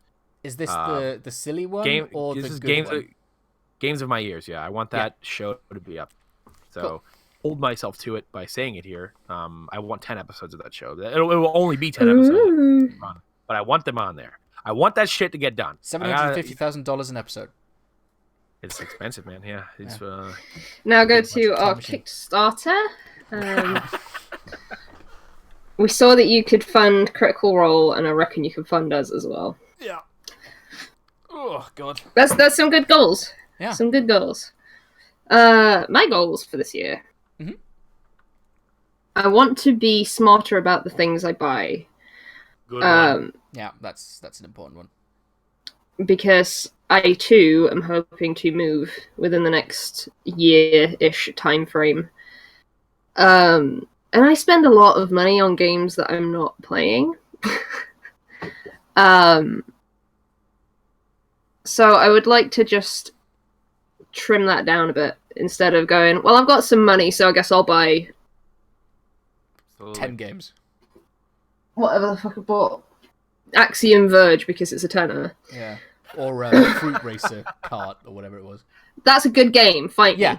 But, I mean, I haven't played it, but it's not the sort of game that you'd go, you know what? I really need this game in my life. I guess so. I did kind of want a kart racer though, so I was like, All-Star Fruit Racing. I'll try out some more websites that are a bit cheaper than the ones that I'm using at the minute. So that game was £14 and Axiom Verge was £9.95, and I was like, who can say no at that price? And I'd rather just like buy games that I know I'm going to play, or I know I'm going to get some enjoyment out of, because while I've bought, like, as a comparison, I've spent a lot of money on games in the last like couple of months, by the way, so it's not off to a good start. I didn't need to buy this because I already own it. Nah. Digitally, it's nice. Like, physical games I can kind of get away with saying, oh, well, they'll have some value. Cover up whatever Kinross just broke. What did you do? I knocked 4 Nendoroids off my desk. Ah, well, they'll be alright. Yep. Isabel's okay. Yeah, so I want to spend smarter in terms of, I bought a lot of games that I didn't really need, but similarly, I bought one game that was very, very expensive recently, and I'm really happy with that purchase. Yeah. Because there was no money involved, I've got to be honest, but I traded in basically a bunch of my Amiibo figurines and some anime DVDs, and I managed to buy a copy of Fire Emblem Path of Radiance on the GameCube, which, if you don't know, that's a very rare and expensive game. So that felt really good, and I haven't bought anything else since that, because that felt way better than like emptying my bank account for some games that I don't really want. So spending smarter when it comes to games. Like waiting for sales and not buying Axiom Verge just because it's £10. It's funny. It's a funny thing to look back on, because I look at the games I bought, and like I bought Soul Calibur 6 when it came out. I was like, I'm gonna play. I have every intention of starting this game, and I haven't started it yet. And it's been on sale like several times since I bought it, and it's like it's a weird thing where, you know what? That's another resolution. This ties into yours kind of, Ebbie. Is if I'm gonna do that, if I'm gonna spend money on games like an idiot, like in a really irresponsible way, here's what I need to do this year. Every time I buy a game, boot it up right away. Play that and then like, if you know you're not gonna boot it up straight away, then don't buy it. Yeah. Absolutely. Unless it's like a crazy fucking deal where it's like $1. It's like, I gotta have it. Yeah, where it's like clearly an error and that's gonna go away real soon. Like that's fine. Like all of these things, sales are no longer these finite things where it's like, I don't know if it'll go on sale again. It's like, no, that game will probably be on sale 5 more times in 3 months. It's like I could wait, you know. But the way we're tooled as human beings, it's like, no, I see that price. But yeah, that's a good one. I'll piggyback on that one, Ebbie, for sure. Yeah, I'm just trying to just also minimize the backlog that I have. Yeah. Because like I said, I pointed at that shelf before. It's getting a bit nuts to the point where I have probably half of those games I've played, not beaten, but played, and half I haven't. Yeah. So, yeah, I want to minimize the backlog as well as another thing. Like, I want to get to games from last year that I haven't played yet. Like, I still haven't finished. This might have been from the year before, actually. I'm not sure if it was March last year or not. Final Fantasy 15 Royal Edition, I've not finished yet. And episode Ording comes out very, very, very, very, very, very, very soon. And I kind of want to be ready for that. That's going to be my disappointment of the year, that I can't play that. Yeah, I can lend you a copy of my game I've got too. So. Oh, okay. Cool. Wait. What? I forgot something. Oh, okay. A resolution? No. I'm gonna let you finish because I don't want to interrupt you. I don't want to be a dick. But you. Well, it's just basically like clear out my backlog a little bit. Like I want to be able to look at my Switch collection and go, oh, I can actually tell you a little bit about this game because I've played it, rather than just going, I'll play that one. I mean, it's got a name. It's a limited run game. Yep. About chefs, like not Battle Royale, Battle Brigade. Yeah, whatever it's called. Battle Chef Brigade. But I just want to be able to, like, if someone comes over and goes, oh, let's play a Switch game, I'll be like, well, let me tell you about a few that I think you might like. That's the goal. Yeah, if I can get to that point where I can, because Switch is where I mainly collect, because you can see here, that's my Switch collection there. And then that tiny little pile there is all of my PS4 games, and those are mostly Yakuza games. So, speaking of irresponsible spending, I just bought all the SteamWorld games on Switch, even though I have them on PS4. Nice, but they're, you can take those to work with you, right? Yeah. Sorry, did you do it literally just now, as you're talking about being more responsible? Yesterday. Okay, that's all right. I haven't made their promise yet till now. And your second one? That was my third one. What? No, that was my second one. Okay. The next one is my third one. Yeah. Be kind of a bit boring, but again, beat a game a month or 12 games in the year at least. Good one. A good one. Yeah. Because I felt really good about actually beating games rather than just playing them a bit. For sure. But the last one is cut down on how much time I spend mobile gaming. Welcome to Dragalia Lost. Yeah, so I realised when this was where it came that it was a problem. At the minute, I'm juggling like 4 mobile games. So I've got Utano Princeima, which I play on occasion. I've got Fire Emblem Heroes, which is my main love, even though it's trash, not in a good place right now.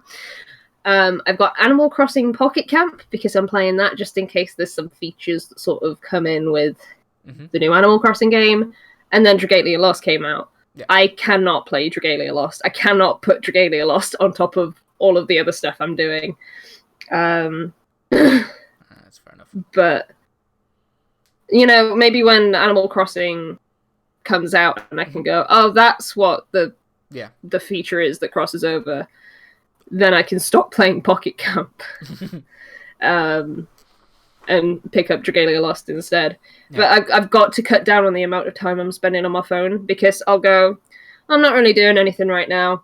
Oh, it's past a certain hour, so that means there's new villagers around for me to go and hang out with, so I'll go and do that. Or I've literally, this is how bad it's gotten. I've gotten to the point where I'm staying up until 3 a.m. just to check if there's any Fire Emblem Heroes updates that pop up at 3 a.m, because they pop up at 3 and 7 a.m. I wake up in the morning specifically to check if there are any new banners coming out. That's how bad it is. So I need to I'm fortunate because the Dragalia Lost stuff comes out at 6 a.m. for us, which is as I'm heading out for work. So it's just like I can do that. I can look at that whilst I'm walking into work. But, that's not too bad then. Yeah. But because I'm juggling so much stuff, it's just a bit. I don't know. Like, it's not. Mobile gaming is not a place that I should be, apparently. Because I don't know. I'm just playing too much. And it's just like, I have this thing that I do when I get up in the morning where I go in for login bonuses. So this morning I woke up, went for Fire Emblem, got my login bonuses, did some daily quests. That was, 10, 20 minutes. I checked Animal Crossing. So I got the login bonus from that, and it was Mario Day, so there's special login bonuses. I finished the event. I checked with some villagers. I crafted some furniture. That took another 20 minutes. Yeah. Utapri, I logged in for like a minute, got my login bonus, and dipped out. Yeah. And I didn't even touch Dragalia Lost. I haven't logged in yet today. But that's like 40 minutes of my morning on mobile games. Like, there's no end game. There's no point where I put that game down and go, it's done now. Like, forever and ever. It's a problem, because that's just me getting login bonuses and like checking what's going on in the day. That's not me sitting down to actually play the game. So that's the thing that I want to work on this year. Yeah, that's time you get back, like it's time that you can put into Kingdom Hearts. Yeah, I would literally rather put time into Kingdom Hearts than playing, 40 minutes of mobile games before I get out of bed. Sorry, can anyone remember what the condition was for Bill to play Knack 2? That was my biggest disappointment of 2018. Bill did not play Knack 2. I had a bet with my friend that Nintendo would abandon friend codes. I thought they would abandon friend codes. That's what it was. And they didn't. They ain't going to either. It's not gonna happen. I was like so confident. There's no way they still have him on the Switch. And yeah, well, and I ain't playing Knack, man. Sorry, Ray. It's not happening. You didn't make it, but before we actually, because we brought up Arden for a second, he asked in chat, do we know about the prologue anime on Crunchyroll? Nope. Have either of you watched that? I haven't actually, because I was gonna watch it literally right before playing the game. For sure, yeah. Because I'm not about this hype life anymore. I'm not about this months of leading up to stuff. I'm done with that. Not about the hype life. I'm really not.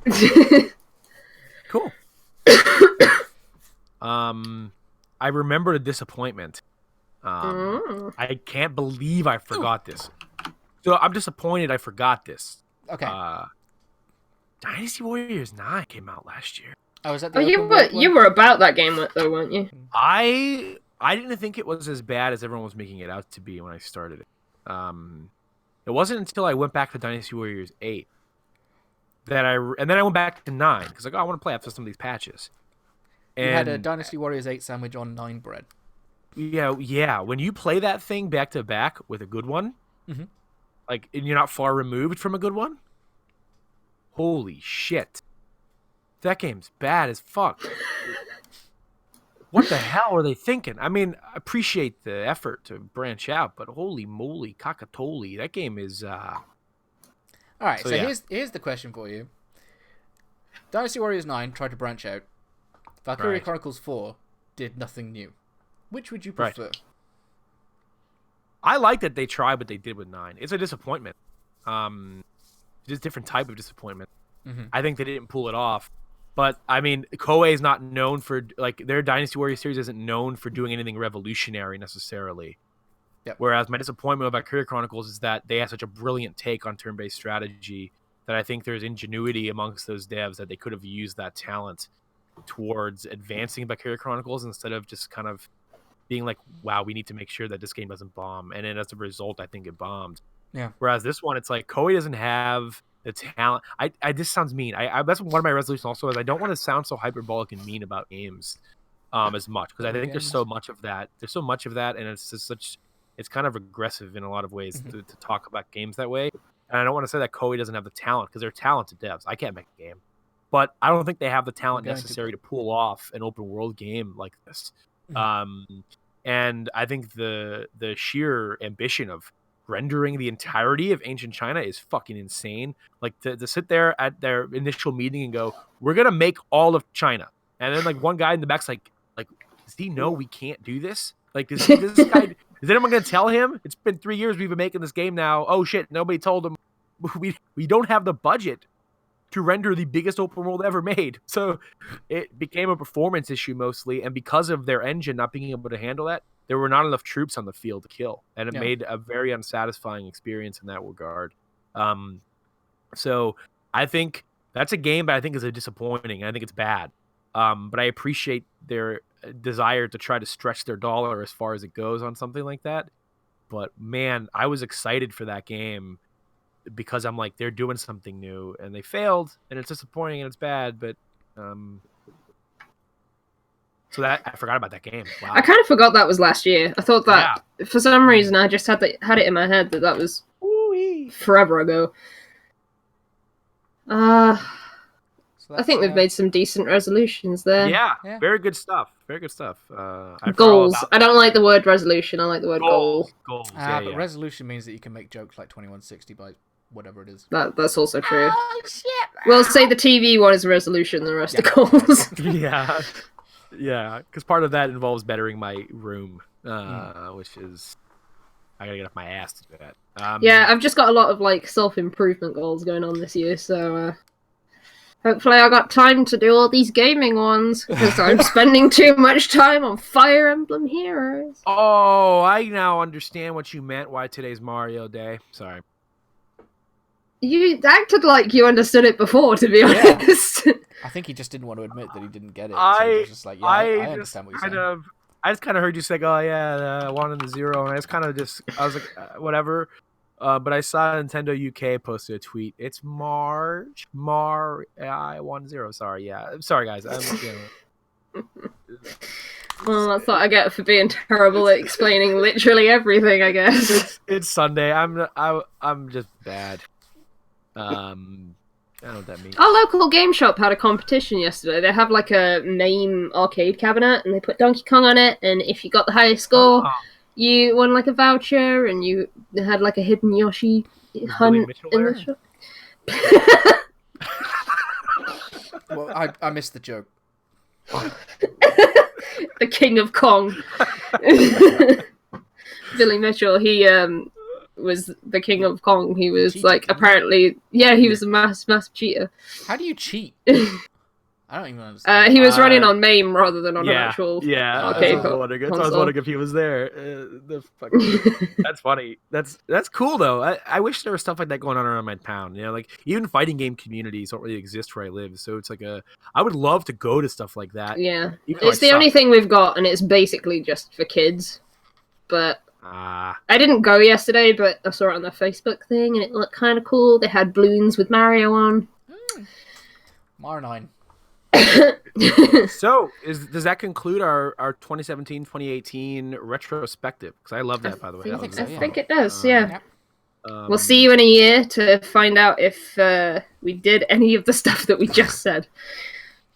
Loved it. We're 3 months in. How are you doing? Not great. Not great. I haven't started any of those Final Fantasy games yet. I guess I've somewhat narrowed things down. I've only played I can only think of 3 games that I've played this year. So should we move on to what we've been playing? Sure. Anything? Yeah. I'm gonna whittle this list down actually, because I'm not gonna talk about all the hiccups. Come on, man, I haven't even eaten. Well, I imagine since we've not podcasted in forever, Bill's list's probably like that long. I played Red Dead Redemption 2. Yeah, it's funny. I guess we can't. I guess not counting those works because we already talked about those in our Goaty videos. Yeah. I played Obra Dinn. I played Monster Hunter. I do want to give shout-outs to Obra Dinn for definitely being one of the only games to make it on all of our lists in some fashion. So, shout-outs to Obra Dinn. Number 11. Hey, I need ferry to the old Radin. I love that game. I love the voice acting in that game. When you come over to the UK, you gotta fit right in. I talk like that. Can I order food like that? Like, yeah. I mean, they'll look at you a bit weird. It's like, well, we don't serve Oberdin. Can I have some beans on toast? Or was that more piratey than... I mean, yeah, that's how English does it. Yeah, that's kind of how English people talk, is like pirates. I can't do it. I can't. Sorry. Here, beans on toast. Fish You need an eye patch. Oh, man. I was gonna ask something, but I forget what it was. Oh, if you're a fan of, Oberdin, I highly recommend checking out the No Clip podcast. No Clip are those video game documentaries by Daniel Dwyer. He has a podcast now where he sits down with a dev or somebody in the industry, and just talks it out with them and picks their brain. And they did one with Lucas Pope, and a very good podcast, very interesting. Insights into the development of Oberdin. It was very, very cool to listen to him talk about that game because, like, kind of sounds like he spent forever making it. From what I've read, like he spent a really long time making it, but he could just sort of like take his time because he was just sailing through on papers, please. Yeah, it's interesting to hear him talk because he lives in Japan now too, and another interesting thing. I for some reason I thought he was British, but he's not. Yeah, because. Nah, right? No. Aren't you surprised too? Like, yeah. He's not. Sounds like me. It's because people who aren't from England tend to not make games with people that speak like... And that's the English. Most important part about the podcast is he talks about casting the voice acting for that game and all the different accents and getting them right and everything. And it's very interesting conversation. And how he doesn't play test his games, just makes his wife play them.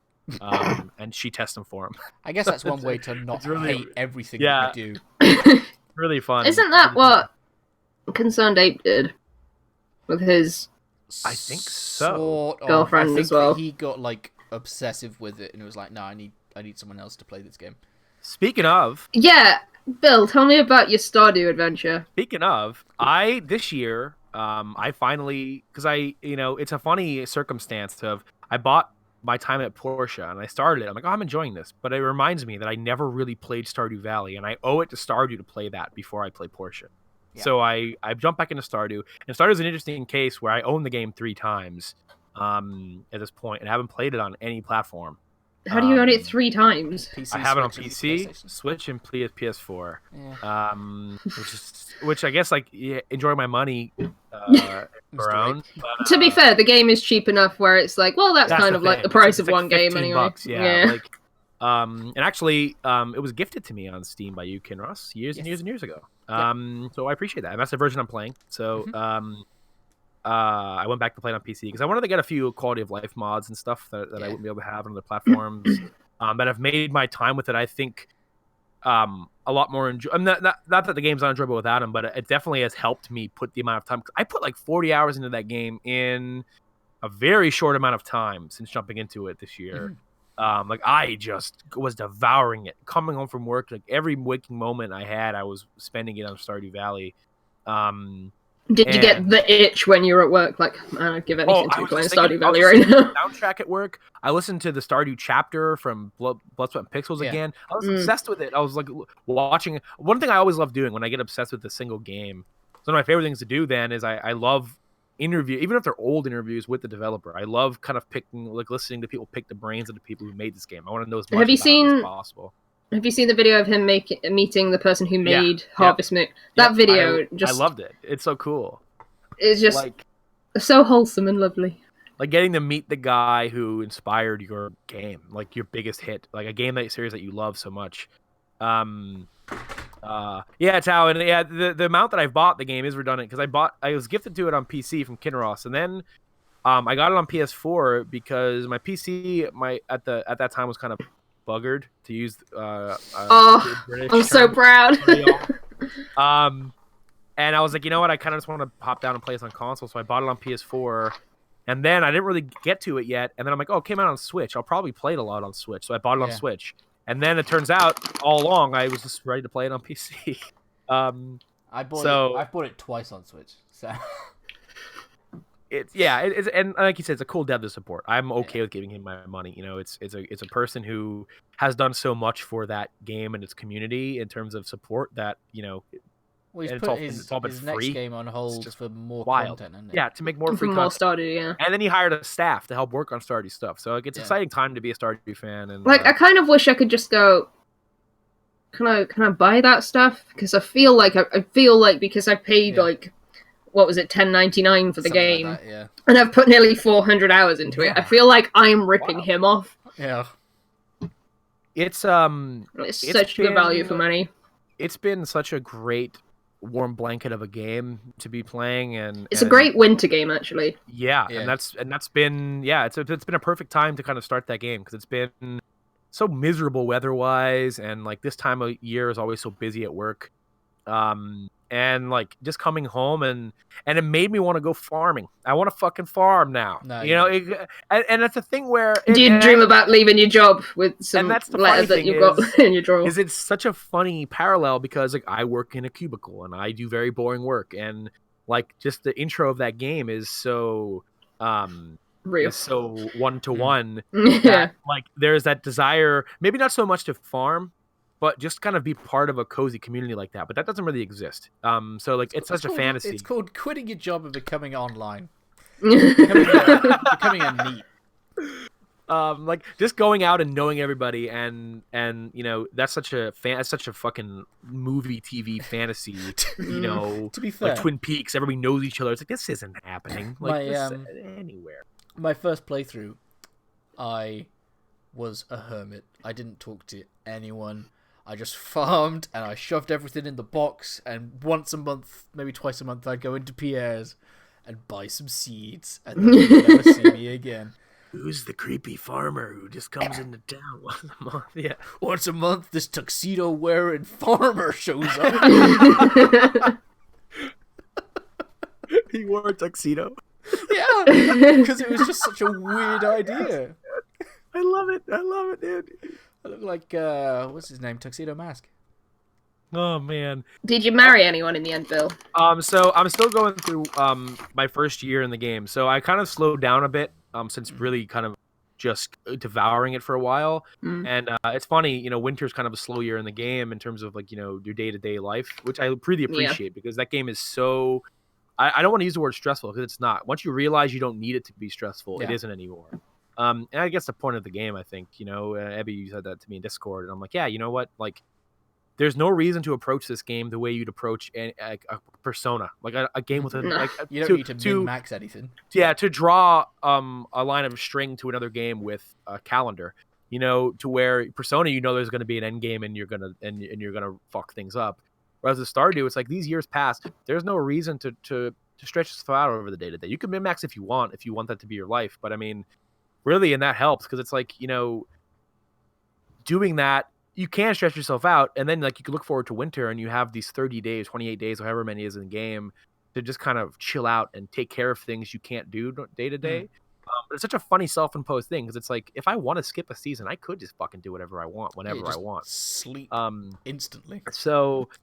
I haven't been playing it as much because I've hit winter, and I think the day-to-day micromanagement of the farm is kind of not there right now.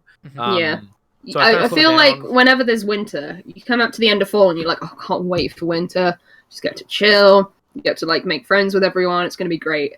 A week into winter, you're like, yeah, spring. For sure. 9 a.m. Sure. Better go to bed. I really can't wait for spring, and I'm what I'm doing in winter now is gearing up.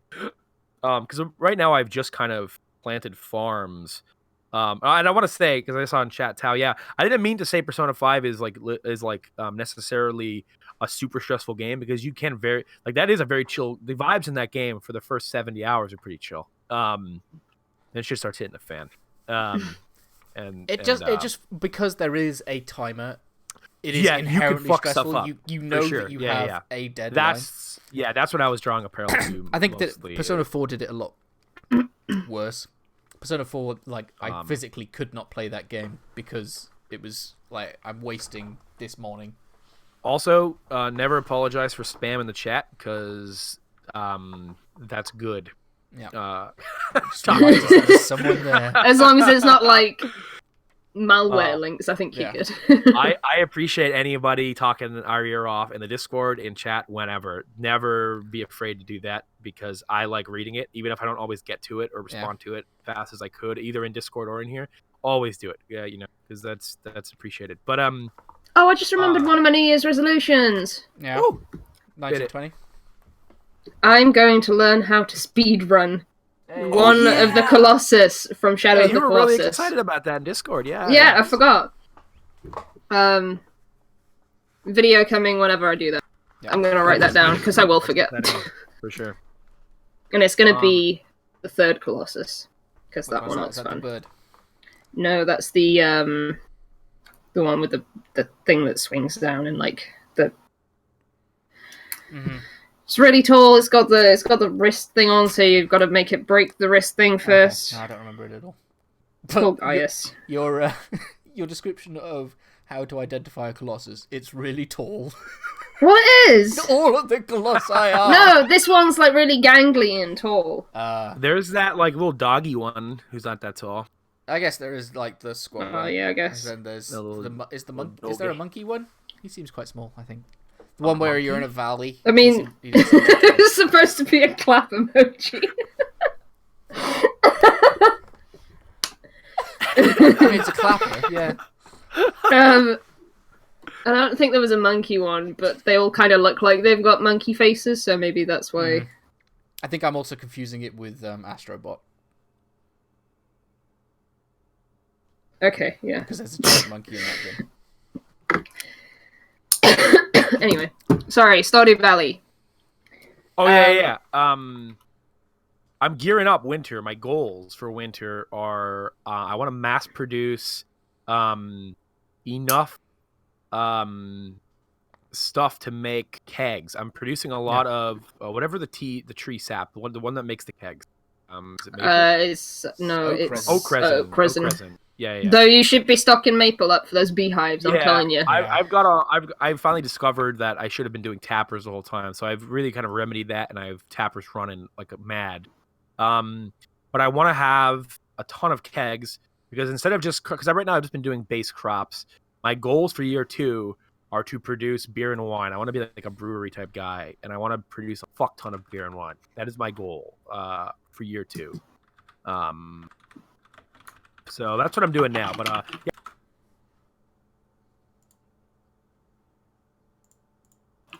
admiration for. Sorry, Bill. What's that? Can you go back to talking about beer and wine? I did it again. I need to look at my settings. Oh, that's a strange thing to happen. Yeah. My goals for year 2 of Stardew are basically I'm gonna start doing beer and wine production instead of just straight crops. Which is a lot more involved to process. So I'm glad winter gives me that setup time to kind of build kegs and stuff like that, because I really want to mass produce tons of that shit. And then when you've gotten everything, you can get your barrels. Yeah, yes. Like aging in your basement. Oh man, there's a lot of. That's the other thing about the game too, is there's such a depth to it that isn't there, and you don't have to engage in it if you don't want to. Which a lot of it actually wasn't there when me and Kinross originally played it. A lot of this was added on afterwards as well. 3 or was it something like that? Yeah. And that's like one of the things. Like I have such an admiration for. I listen to the soundtrack a lot at work, and like even seeing the features and the stuff that's there, and the amount you can engage in, and everything, the way it all flows together. Just that man to make that game on his own, that's why I have such a respect for Lucas Pope and everything. Is like just solo developers are a force to be reckoned with. And Toby too. Like I haven't played Undertale, but just to compose that music yourself, to write those characters and that story, and to put that game together to the point where it resonates with so many people, you got to feel like a goddamn rock star. Like just to do that. I have such a appreciation for that stuff, and I'm so enamored with Stardew and everything like that, and Oberdane and this one man bands they're amazing.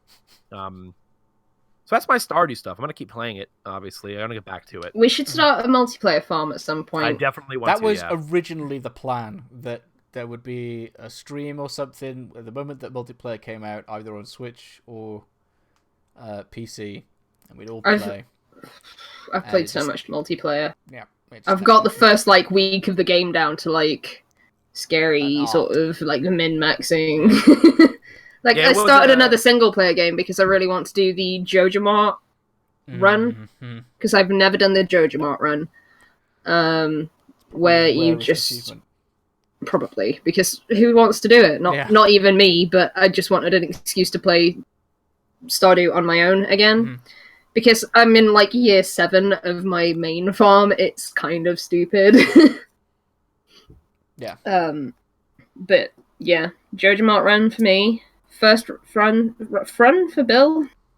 Yes, and that's mostly why I haven't done multiplayer yet. Really, is I never really played the game, so I kind of wanted to do a first run by myself, kind of learn it.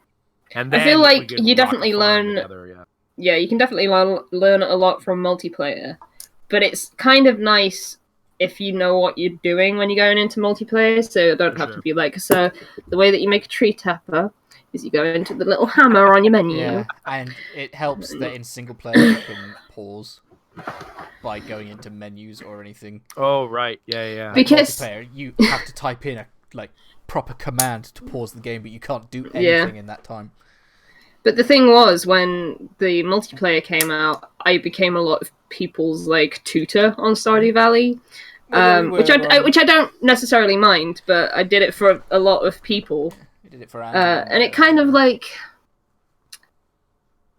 stops being fun teaching people about Stardew Valley after a little bit of time. So it's neat if you can tell them tricks and stuff. If you go to the bush behind the park on the 28th of the month at 12 p.m. sharp and click on it, you get a cool thing, and that's cool. But having to explain basics is not that fun. Yeah. For sure. Click to hoe.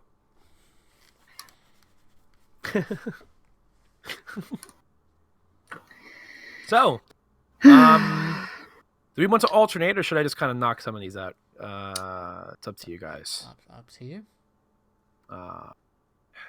I can only think of 2 or 3, so. I think I've only got one to talk about because, like I said, I've got a lot of mobile games that I've been playing. What you got, Ebbie? What's your one game? Travis Strikes Again. Oh yeah. No More Heroes. This was the big one for me. I think it's actually got some DLC already that I've not tried. I think it's. Oh my God, Cam's here. I thought you meant that he was in your house. I think it's either just come out or it comes out this week or something like that. Yeah. It's soon. I don't think it's actually as much of an update as I wanted it to be. Because I think it's just new playable character and new story bit that's sort of told in a visual novel style. Okay. Anyway, what do you want to know about Travis Strikes Again? So prior to release, all the trailers, this was a game that had some ups and downs in terms of how people were receiving it, the way it looked, the way that it was approaching gameplay. It was oh man, when information first came out, it was this is a series of mini games or a series of micro games or what is going on here? Nobody was really quite sure. I mean, I kind of know a little bit about how you've received it from Discord and everything over the months. But is it something that, as a No More Heroes fan, that because from what I understand, it actually isn't as different as it seemed? No, it's really not. There are different things about it. But it's a No More Heroes game. People can say it's not really a No More Heroes game though, and I disagree with that because it's got sort of the same kind of gameplay flow to it, I guess, where you go through rooms of enemies that are quite generic and you beat those up, and that's quite fun. You go to another room and you beat some more enemies up, and you're still having fun, and then you'll do a big cool boss fight at the end of it. Yeah. The things that are missing from Travis Strikes Again in particular, as opposed to No More Heroes, is that it didn't have a lot of cutscenes. So what is it, light on? It's very light on. Well, it's not really light on story because there's that whole I think I showed you guys some screenshots of it. There's a visual novel in it called Travis Strikes Back. Yeah. Travis Strikes Back, where it tells you the story of how Travis like travels around the world and finds all of these game cartridges that are like haunted or whatever. Like he finds all of these things and it just tells you the story of that. It's really unimportant in like the lore of No More Heroes. I don't know if lore is the right word, but it did a couple things that I didn't really like in terms of the story, where it did a lot of pseudo fanboy pleasing, I guess. Where it's like, there's a character in it called Kamui Uehara or something like that. And I was like, they're making a really big deal about this guy. I'm going to search him on the Suda51 Wikia. So I did, and it turns out that he was the protagonist of The Silver Case. And he's like a prominent character in No More Heroes. In the like story, because he's the one who tells you where to go and whatever. And I was like, that's weird. Well, maybe it's just like a cameo thing. But then it started like happening over and over again. Like Killer 7 is heavily referenced in the game. Shadows of the Damned is heavily referenced in No More Heroes.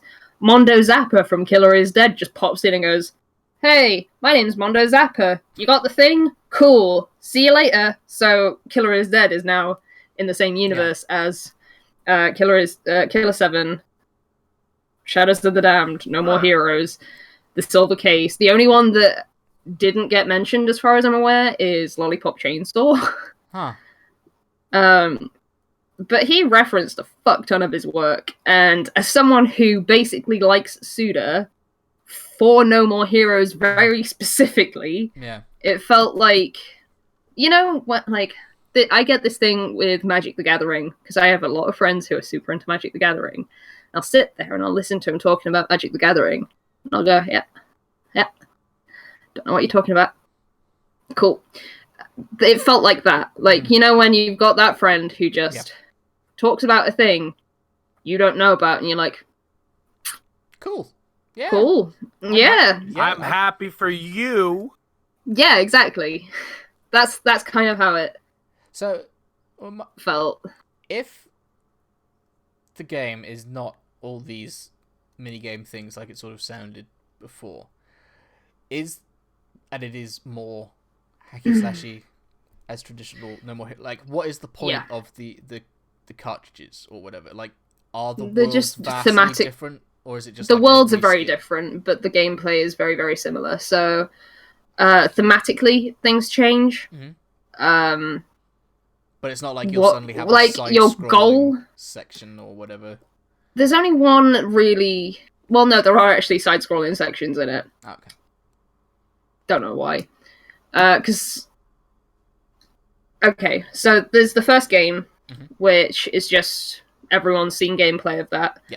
There's Life is Destroy, which is a street-flipping puzzle game where you wander around these streets and then you find the switch and you hack and slash at the switch until you flip the yeah. Okay.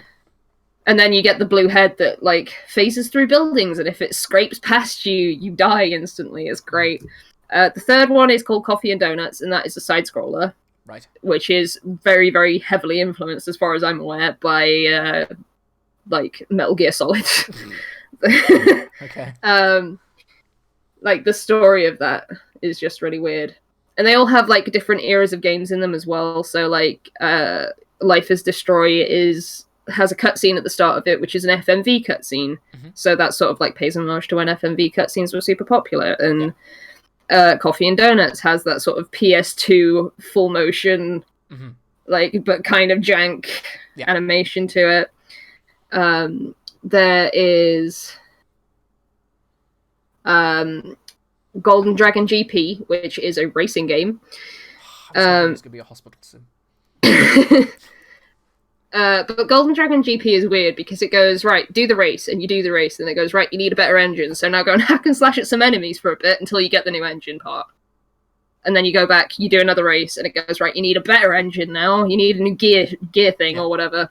So go and hack and slash some enemies until you find that. And it's like, you had the chance to do something really interesting, and you made it the same as everything else. So, okay. And then I think the last ones are basically just hack and slash sort of things. But I think the last level is like, I think the story of that level is very based on Hotline Miami, which I haven't played. So, because characters from Hotline Miami keep popping up and going, "Oh, let's talk to Travis for a bit," and I don't really get it. So, fair enough. But yeah, gameplay wise, feels kind of like a No More Heroes game. It doesn't feel like Travis has the same weight to him as he usually has.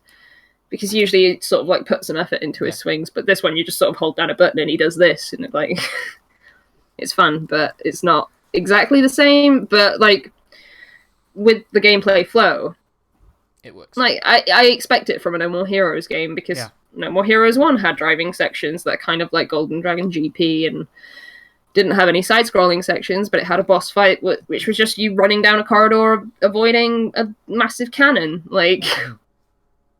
I don't know, it's a No More Heroes game, but it's not the No More Heroes game that I wanted. Yeah. That being said, I enjoyed it, and I'm glad I played it, and I'm glad that it exists. But it gives you a tease right at the end. I don't think this is a spoiler. It gives you a tease right at the end that they're in development for No More Heroes 3. Well, they hint. Do you think this game is proof of life, of a future for... No More Heroes?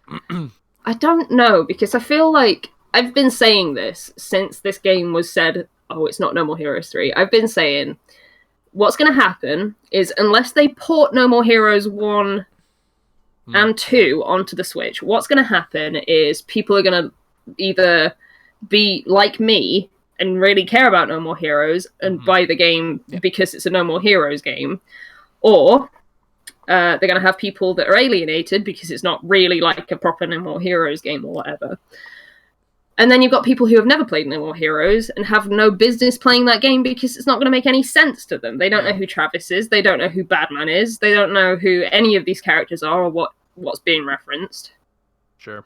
So, it's like, the thing that I really want them to do is grab people who haven't played No More Heroes but have heard about it before and maybe gone, oh, I've kind of been interested in playing that, and give them like a chance to play that game, because that game's really good. There's just like, I don't know. It's just... It's a weird thing. It's weird, because I've been saying what's going to happen is no one's going to buy Travis Strikes Again unless they port No More Heroes 1. So therefore, this whole concept that he's made for No More Heroes 3 probably won't happen because no one bought Travis Strikes Again. Like, I don't know how well it's sold or anything, but that was my prediction before it came out. Yeah. I don't know if I still stand on that, but I think that for whatever reason, Suda or Nintendo will make it happen if he really wants it to happen. I think at the minute, from what I understand, because the thing that I really like about Suda is he's very open to talking about stuff that's going on behind the scenes. Yeah.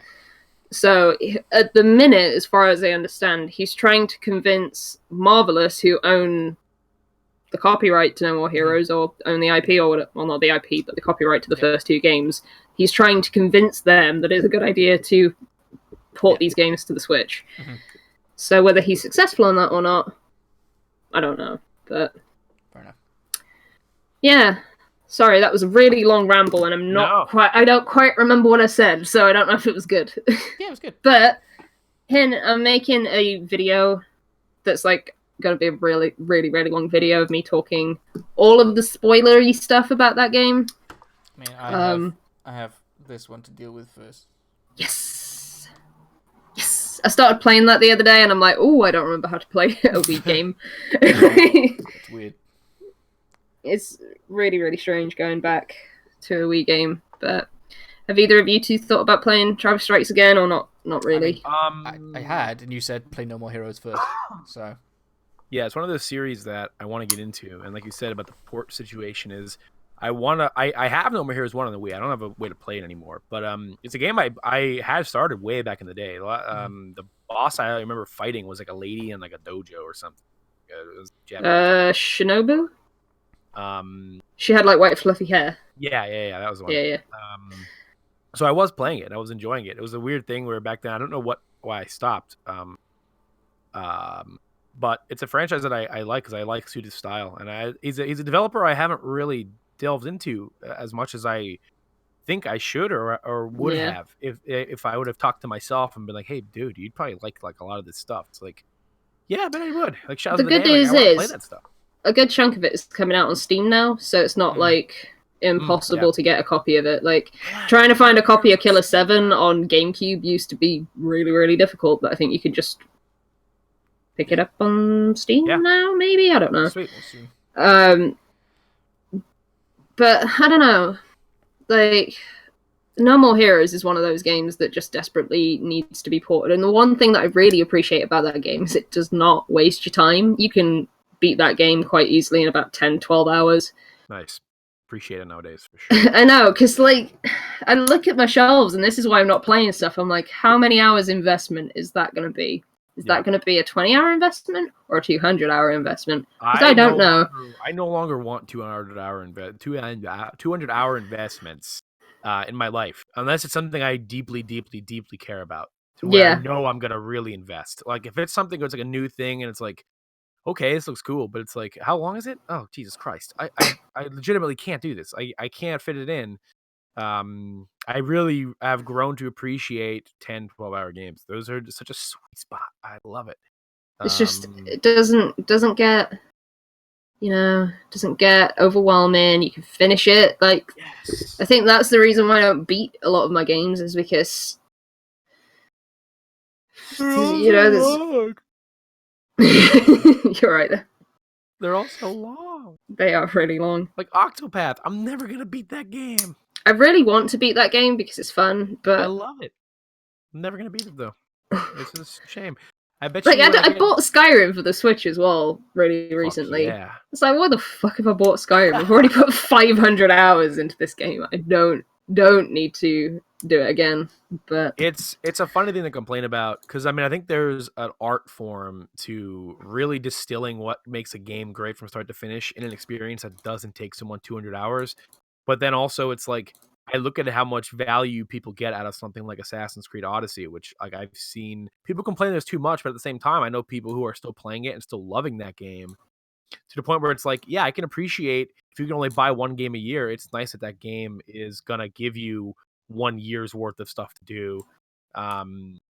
So on one hand, I appreciate it. On the other hand, for me, it's like, I can't do it. I'm definitely in that sort of situation, which is why I'm just so in need of something that's not 400 hours long. I just want that. Maybe that's why I bought Axiom Verge, because I was like, maybe it's £10, so it'll be quick. Yeah. But I don't know.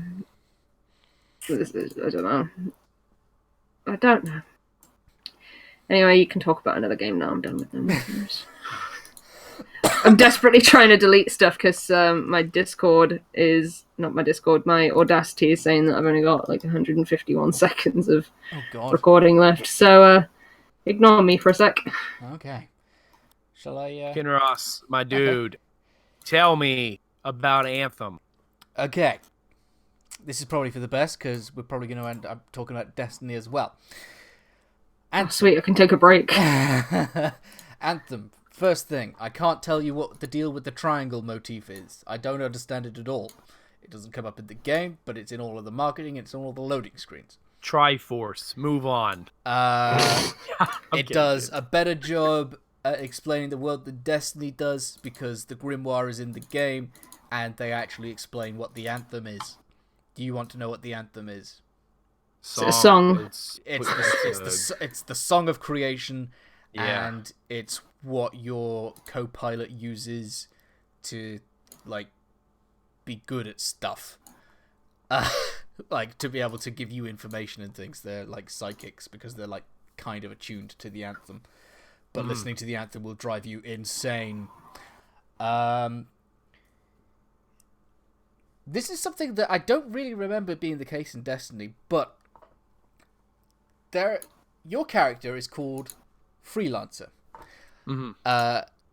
there are characters that you have known for years. You refer to them by name. They refer to you by freelancer.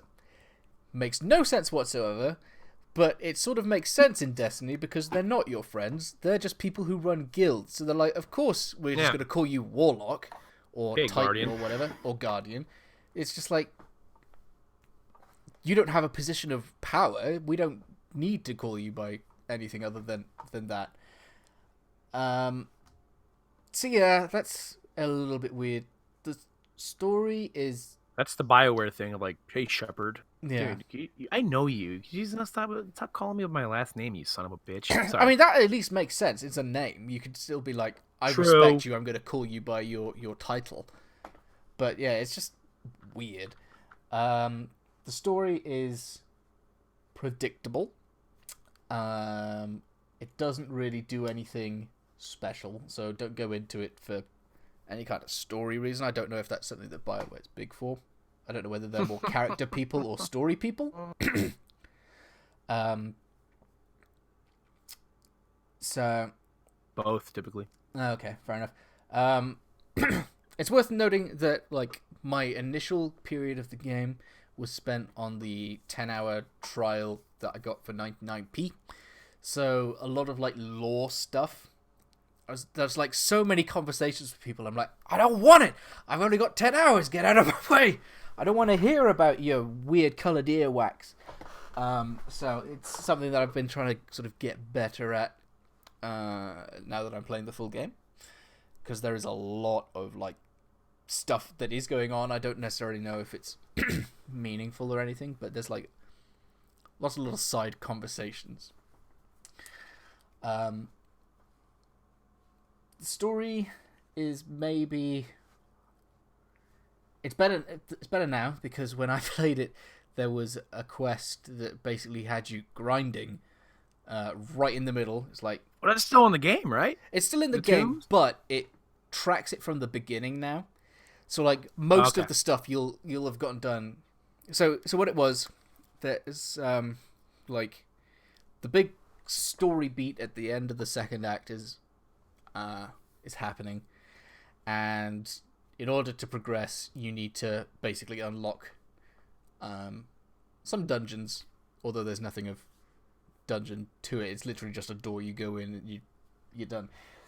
Mm. But to do that, you had to complete a series of challenges of either like opening chests in the world events, killing certain types of enemies, or using the combo system, which I don't think the game actually ever told me about. Maybe it was in the things that I skipped in the 10-hour. So you just suddenly hit this brick wall of what was essentially MMO grind. And that sucked. I think my trial ran out when I literally had everything. All that I had to do left was open one more chest, and my trial ran out. I was like, well, damn it. But now it sort of tracks that from the very beginning of the game. Well, not from once you hit level 3, which is when the free roam stuff sort of happens. Cool. It sort of tracks it from there. So you'll have gotten most of the way there. You'll probably still have to like grind deliberately for a couple of chests or world events, but you'll pretty much be done. The end game, I don't understand at all. Mm-hmm. I don't understand so it's legendary and master core drops. The only legendary I've gotten is story related. And I don't know whether end game is classed as... I've got one last massive grind fest where I've got to complete like 150 missions or whatever, essentially.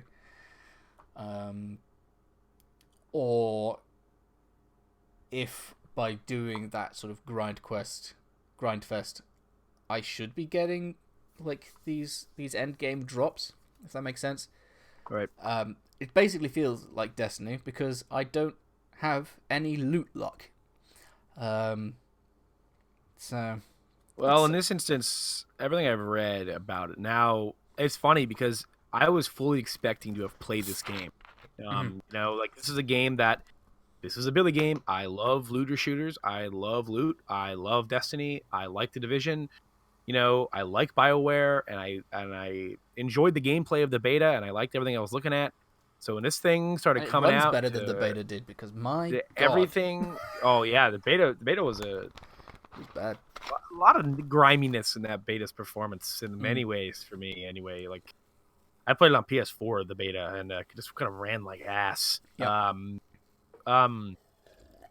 Like it's an interesting prophecy of like, I will typically buy these games on launch fully expecting problems and being okay with them because I'll play them for 40 hours and kind of dip. But Anthem kind of shot themselves in the foot, or maybe not. I mean, it's almost like, it's funny because this game is such a a mess in a lot of ways from what I'm reading and everything and what I'm hearing. In a lot of ways, other than the game moment-to-moment gameplay itself, because that I actually enjoyed in the beta, and that I hear is fun, like the flying and the shooting and all that. But it's funny what they've done, in that a lot of people look at this game as a ripoff and like, oh man, I shouldn't have played this. You ripped me off by where I spent money on this. But it's like, you had a ton of time to kind of take in the bads of this game and not buy it. Like, I avoided buying this game because of all of that early access that existed. Yeah. I was able to walk away and go, well, you know what? Maybe I won't buy this now, because I've been through this song and dance with Destiny twice, to the point where, do I need it with Anthem, with the Division so close? No. So I didn't. So I feel like if you bought this and loathed it, like Kinross, I appreciate you playing on. Are you playing on EA Access or PS4? Yeah, so I've only played it for 15. I've only paid 15 quid for it, essentially. Right, yeah, and I appreciate that as well, because like that's a cool way to be like, okay, I want to dip my toes in this. I don't want to spend full price. Yeah, it's like, it's an interesting thing where, there's been so many resources to look at and go, maybe this game isn't worth my time, that it's like, I think this was avoidable from a consumer standpoint to not be in this mess. Does not excuse some of the stuff I'm reading, like hard crashing PS4s and there's been some misinformation about that. It's not necessarily bricking them as much as it is just making you boot it in safe mode. And crashing it. Just a lot of bugs. It clearly wasn't ready.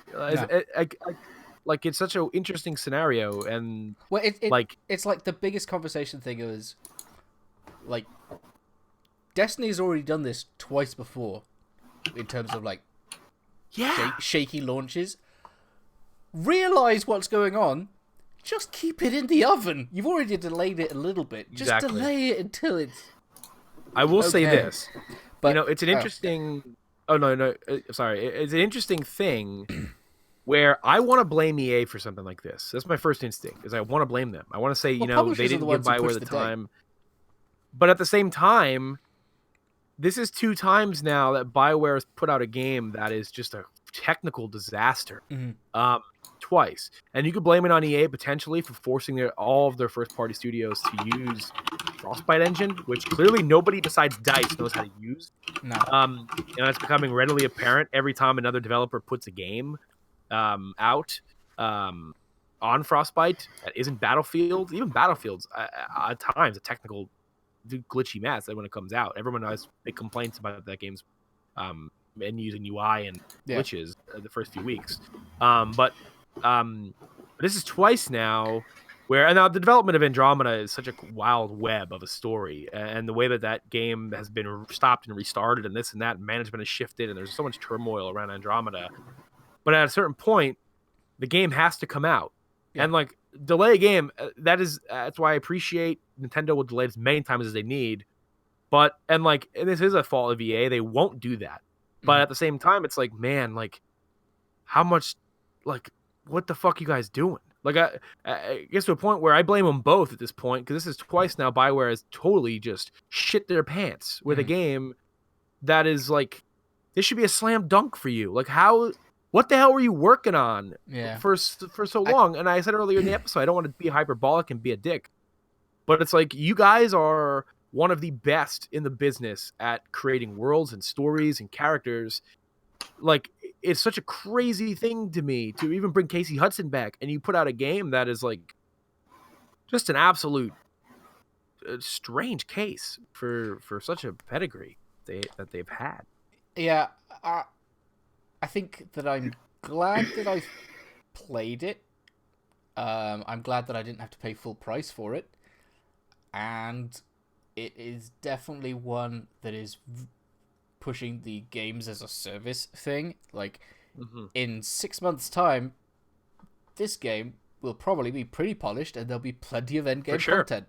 Absolutely. Much like Destiny did. It has made me...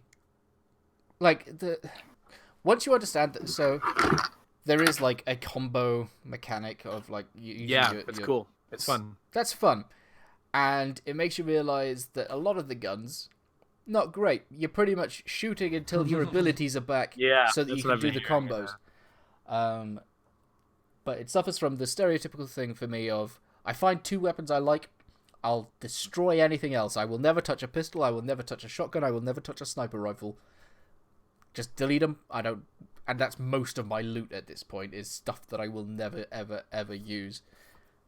Or mods for those weapons. But it has made me think, and now pick up Destiny on the PC so that I can start there again and just be like, you know what?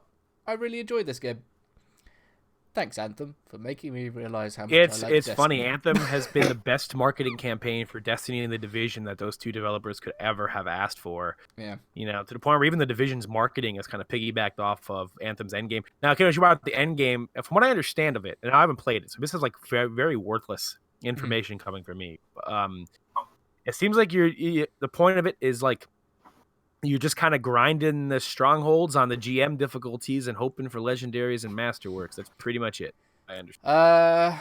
And those drop rates also kind of suck. I don't play on anything harder. I might switch to hard now, but like pretty much. The game now consists of world events which are just random. You might get them, you might not, depending on where you're at. Like there's no indication like in Destiny has of, hey, there's going to be something here in like 3 minutes. You might want to get your ass over here. There's no text chat in PC. You have no way to communicate with people. What? Yeah, it's like, hey, maybe be social, except all you get is 3 emotes that you can like select at a time. That's all you have. You have no way of saying, hey, can you help me over here? There's this dude. There's no pinging. There's nothing. Nothing.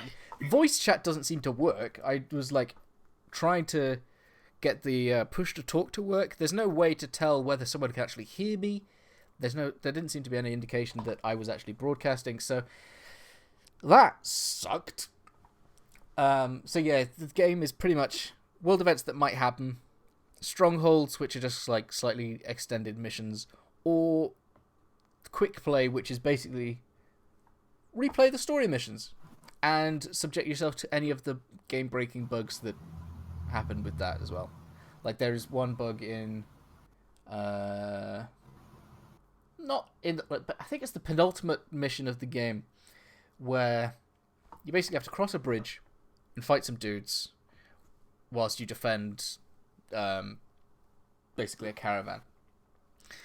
But sometimes the caravan doesn't trigger, so you're just fighting waves after wave after wave after wave of guys, but if it's your first time playing it, you don't know that. So there are people who've spent like half an hour fighting this section of the game and then being like, oh, the only way to do this is to restart the mission, to basically quit the game and restart. So you feel like an ass because there's no text chat. There's no way to talk to people in the game. You're going to be like, hey, this is bugged. We need to leave. Some people say if you all die at once or if you all kill yourself, then it resets the checkpoint and it actually works. But there's no way to convey that information.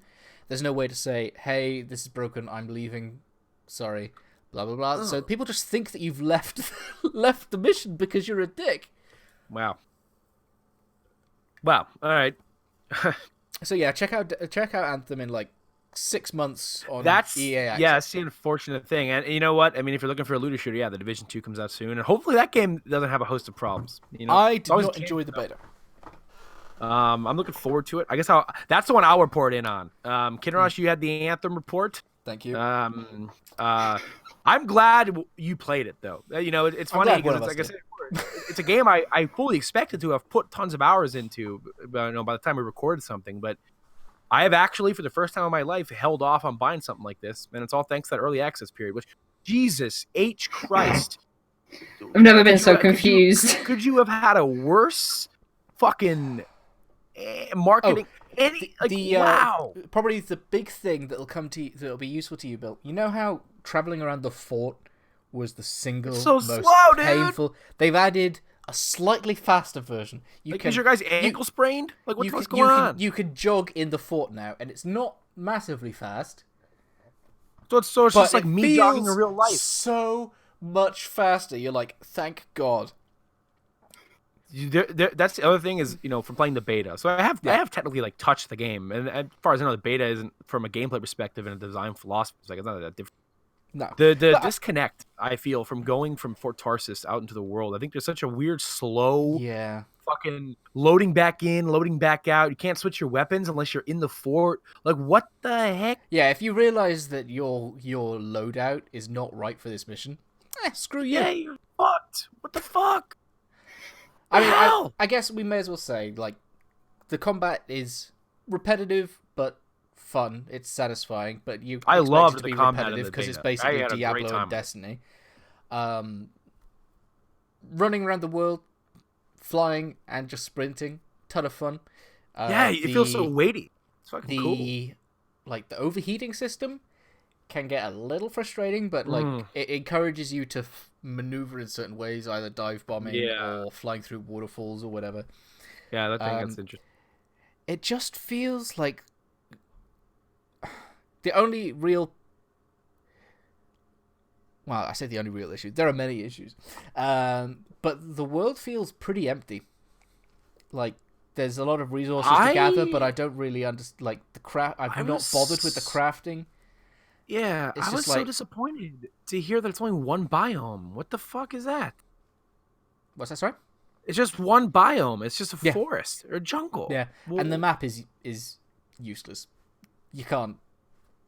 Well, you can't set waypoints, which is about that. I mean, they never promised to do what Destiny did, but one of the coolest parts about Destiny is so many different planets. Yeah. Like, different variety and environment, Like... Yeah, I mean, you could just have...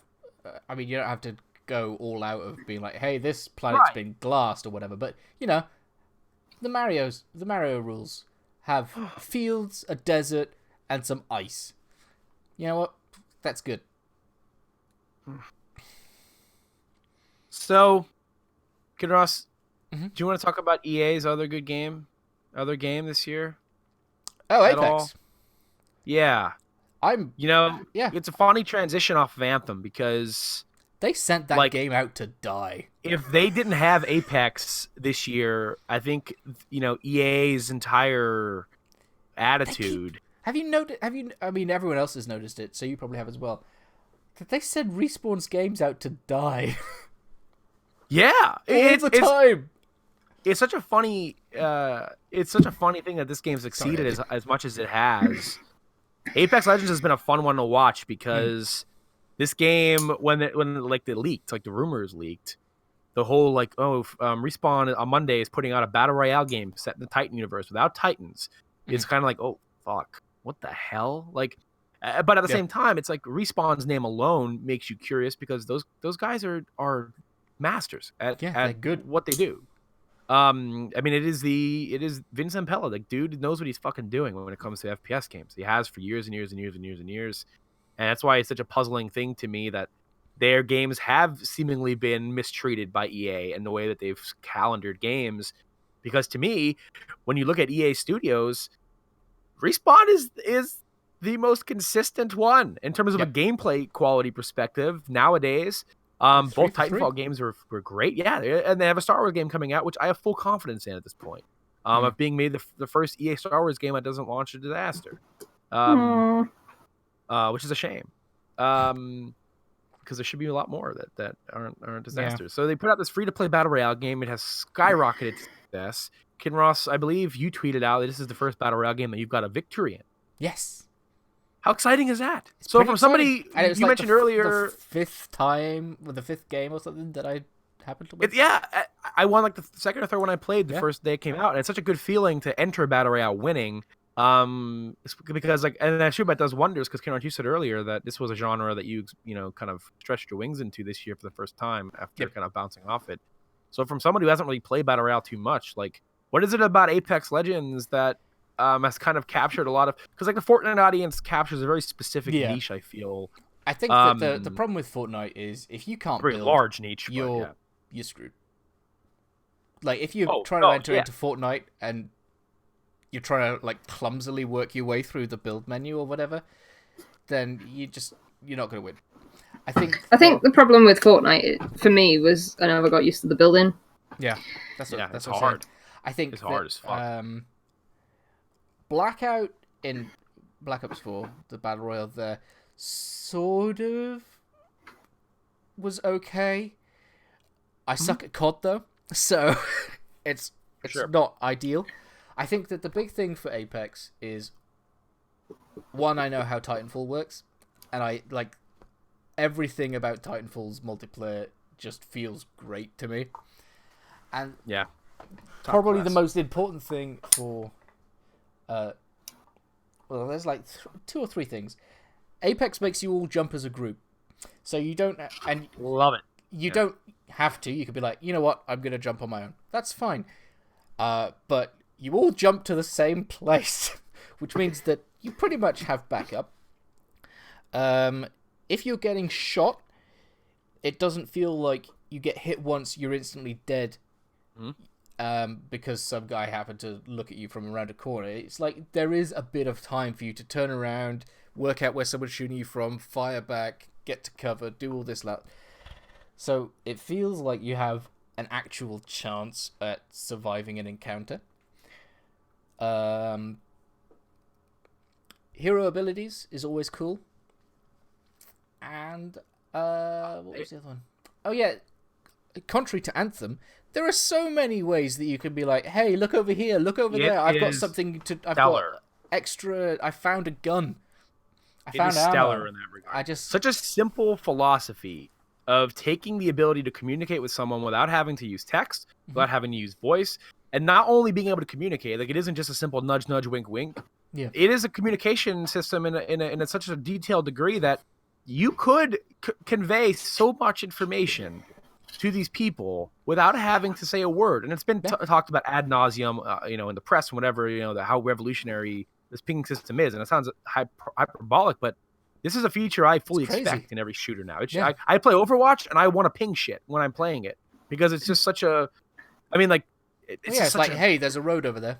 Yeah. Fortnite's already added in the most recent update. Cause it's just such a thing where it's like, hey, yeah, you know what? These guys did something here that helps people who maybe are too anxious to use voice chat or can't language barrier speak English. Language barrier. Like it is like I won with randos, and like that's one of the things with the game is it's squads only. Is that could potentially be an issue for some people where it's like, oh, I don't want to play with randoms. They ruin my experience. They're assholes. A lot of griefing. Or no communication, whatever. It's like, well, I have won several games with randoms in here just using pinging, and like it's kind of relaxing in that regard. Now on PC there is text chat and all that stuff, and you get a lot of assholes on PC. They exist, whereas like on console you can just get with some cool dads and just everyone's pinging. Whereas PC, it does suck though if you're like typically a group of 4 who play games.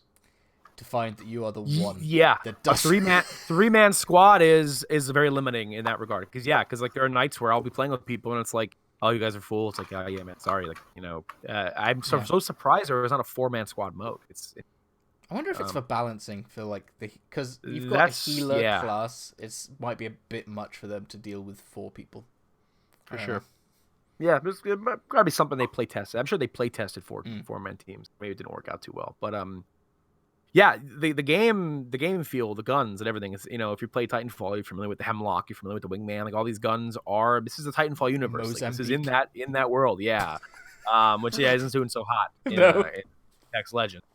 And just the way that they've jumped on this it's been such a great, and it, like you said earlier, the building in Fortnite is such a barrier to entry.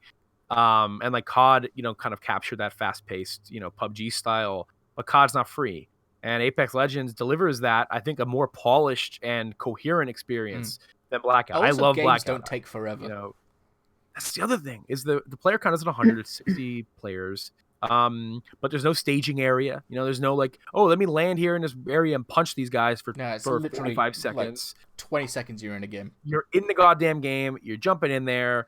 It's great. I'm gonna avert my attention to the chat here. The pinging lines, the last bit of the characters, the better tactically Overwatch doesn't make characters feel like.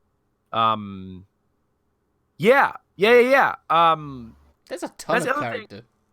I wish that I liked to play as I can't remember the robot's name. Pathfinder. Yeah, he's great. He's cool. He's funny. He's that Respawn Titanfall 2 humor that was in the campaign. It's just, I love the character. And I love that, like the pinging system isn't just icon specific. Like they will say things out loud, which helps if you don't notice somebody ping something. Like, oh, there's ammo over here. Or, over here. Yeah, like, oh, there's a gun. They'll say the attachment and like all this stuff. And like it's so accessible in that way. It's a hop over here. Like it's just, it reminds me of Left 4 Dead in the way that they talk. It's such a really cool experience. Like the characters are great. And like it's a thing where they've combined heroes with a battle royale game to the point where it's like, oh wow, here we go, iterating on hero shooters, battle royale, but leave it to Respawn to really kind of nail that down. I'm really excited to see where it goes. The Battle Pass should be out this month, so I'm excited to see what's in that. 2 new heroes should be out this month as well. Every season, start of every season is going to have 2 heroes, so I'm very curious. Or maybe not the start, maybe throughout the season they'll release one and another one. I guess we'll see, because we don't actually have any idea how that shit's going to look. But I haven't been playing it anywhere near as much as Andy has. I haven't been playing it over the last 2-3 weeks, but I haven't played it. You should. You should play with us, Ebbie. I don't know. I'm getting to the point now where I'm like, oh, people are going to be real good, and I'm going to be real bad. Nah, it doesn't work like that. Because, that's the other thing. You can bring people back from the bloody dead. Oh, we didn't even talk about the respawn. What? Yeah, dude. Yeah, that's the best when you die, game. So you can, obviously if you get downed, you can get revived. But if you die, basically your coffin gets left behind with all your loot in it. And your teammates can go up and get your dog tag, loot your corpse so that when you respawn they can give you some stuff, and you basically leg it to, well, you don't even have to leg it. At some point you go to a respawn station and there's like dozens of the things, and like 20 seconds after they get you drop back into the game, you're back in, you have no loot, so you hope that your friends have picked up your stuff, but you're just back in the game. It's a very tense experience because these loot stations are marked on the map, and only one team could use it once. Once you use a respawn station, it can't be used again. So it's a weird, tense thing of like, you run to a respawn station, you use this, other players can see the respawn ship flying overhead to go drop somebody off, so they know somebody's being respawned at that respawn station, and that guy's gonna have nothing, or or maybe it's just one guy respawning one teammate, whatever. And it adds such an element of, oh, fuck, there's definitely somebody over here. Like, I know somebody's over here. It's not a secret. Well, my strategy is throw the dog tag in, leg it up a hill, and just watch. But yeah, speaking of secret, they keep, once you get to like the final 8 or so people, or however many people are left, it removes the player count, so you don't know if these squads are full squads, if they're squads of 1, squad of 2, so you don't know how many people you're going to run into, and it's fucking intense. It's really cool. And you see and because obviously you don't know how many people are left, it's like you see 2 people and they're running sort of side by side, and you're like, they either haven't noticed each other or they're actually in a squad, so you just fire like in one direction at one of them. And then the other guy realizes that there's someone right next to him, and they take each other out, and then you win. Yeah, I think that there are parts of it that you would like, Ebbie. It's very fun. I'm interested in trying it. It's fun sucking. I feel like though, with that respawn thing, the reason that I never got good at Fortnite is because by the time I was playing it, everyone was also real good at Fortnite. Yeah. So and you get shot. I'd be like, died. Yeah, I'd like drop in somewhere, pick up a gun, turn around, and someone would shotgun me in the face, and I'm like, well, that's just, I've got to just queue again. Yeah. No fall damage. Yes. And there is like mild parkour. You can run up some walls. I love sliding down hills. Oh yeah, you can slide and pretty much just keep going until you happen to lose momentum. So if you're at the top of a cliff or whatever, you just slide all the way down, and you go faster when you're sliding. So yeah. Okay, well maybe I'll. Is it an origin thing? Yes. Yeah. Maybe I'll try it. It's worth it. That's funny. I've already got it installed because I bought The Sims 3 and The Sims 4 in the sale. Origin, not Apex. Yeah. Yeah. So yeah, it's maybe I'll get it. Cool game. I don't like how they tell me how much time I've spent playing The Sims in Origin though. That I don't need to know that. It's like Steam, isn't it? Yeah. At least with Stardew Valley, it's like coming up on somewhat of an achievement, but with The Sims, I don't think I'm ever going to feel like that sense of I really know this game well. Yeah. Basically just watching people live their lives. Yeah. You spent 600 hours not living your own life. Fuck yeah, I did. You went to college and got a doctorate. Congrats. It baffles me still how many expansion packs there are to The Sims. I saw the sale. I saw the expansions are 50% off a piece, and I'm like, oh, maybe I'll buy it. And then I'm like, even on sale, they're still so expensive. It'll still cost me $125, and it's like, Jesus, come on. Guys. I don't want to touch my keyboard at the moment, but I think with Origin Access, I get access to all of the expansions as well. What? Oh, that's not bad then. That's the truth. I think so. I'll double check. So unless someone in the chat can look it up for me. I mean, Bill could look it up. Yeah, he could, but don't hold me to it. I'm looking it up right now. At the very least, I can play every Sims game, and I can play every Mass Effect. Can you play The Sims 1? That's where it's at. No. I don't think that anything can run The Sims 1. Okay, You do not get access to all of the DLC. You do not? Okay. You get access to The Sims 4, but not all of its DLC. Okay. What about 3? Because I get access to Sims 3. That's a good question. I want to say, I bet you know. Not good. It pisses me off how much they try and get out of people when it comes to The Sims, because so many of those packs are such low effort stuff. And also things that have always been expansions, like pets. Pets, school, like university ones, go to work ones, Party packs. Yeah, it's the Sims 3 starter pack. Okay, fair enough. Like, the thing that I found with The Sims 4 is you can't even get like a hot tub. Nope. With the base game. There's no. Do you not remember that there was the controversy about the fact that there were no pools? Oh boy. You had to buy DLC to get pools. I mean, they at least rectified. It hurts my head. It hurts my head. For free, baby. Oh, thank you. That's so generous of you on your multi-million-dollar franchise. So generous. Thank now you. I can drown my Sims again. So dumb. But yeah. Speaking of battle royales, I have been playing hooked on Tetris 99. I'm never gonna win one of those games, Bill. I need you to train me. So the best I've done is maybe into 10, I think. I think I got to 3rd once. So I'm not gonna pretend to be like I'm gonna tell you stuff about Tetris 99, but anyone in the chat who's like maybe better than me at it, I don't want anyone to think like, yo, Bill's like Wumbo, he's like some amazing Tetris guy, like his tactics are sound. I don't even understand T-spins. I had to get Ebbie to explain it. I don't do T-spins. I refuse to learn them at this point. I'm being stubborn now. I'm not gonna learn them. I'm gonna win without using them to prove that I'm good at playing normal Tetris. So I've been playing. This kind of snowballs. Like I got really into Tetris last year, Tetris Effect, and Tetris 99. I was like, oh man, this kind of came out of that Nintendo Direct. Like, hey, it's here, it's free with Switch Online. Like, all right, cool. Yeah, check it out. And I mean, like on top of it being a battle royale Tetris game, it's a very sound and like lag-free Tetris experience. Like it's very smooth Tetris, which like it seems like a silly thing to say as a quality, but like. Well, no, once I love Tetris Effect a couple years back. Yeah, you can't fuck up Tetris. As much as I love Tetris Effect, some of those really, really heavy levels, some of the input lag there, kind of. I mean, that's not what you're not really playing Tetris Effect to have the most precise Tetris experience of all time. But it's kind of refreshing playing Tetris 99 and being like, man, yeah, these skills that I've garnered through Effect like using them in a Tetris game that's made purely for smooth, low latency, no bullshit competitive Tetris.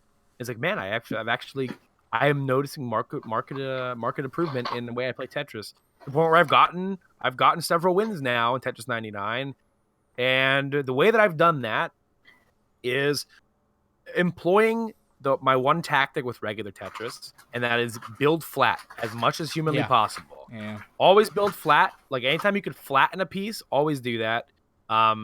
And I've gotten much better at looking ahead, so I can do that. Which is something I never thought I would be able to do, was look 4 pieces ahead and think, okay, I can't even look 1 piece ahead. How am I going to route this out? I live in the moment.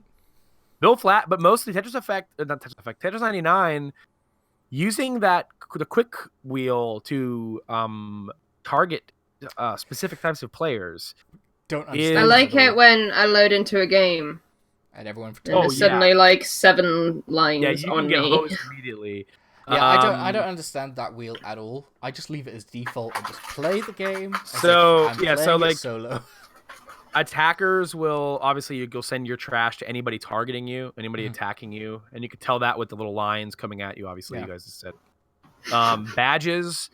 I believe you're attacking people who have the most badges. So the way this works, every time you get a KO, you get a badge. Okay. So I think you get them for doing things like, or you work towards them by doing things like teaspoons and Tetrises and stuff as well. I thought that's another way you get them, but it turns out it's only through KOs.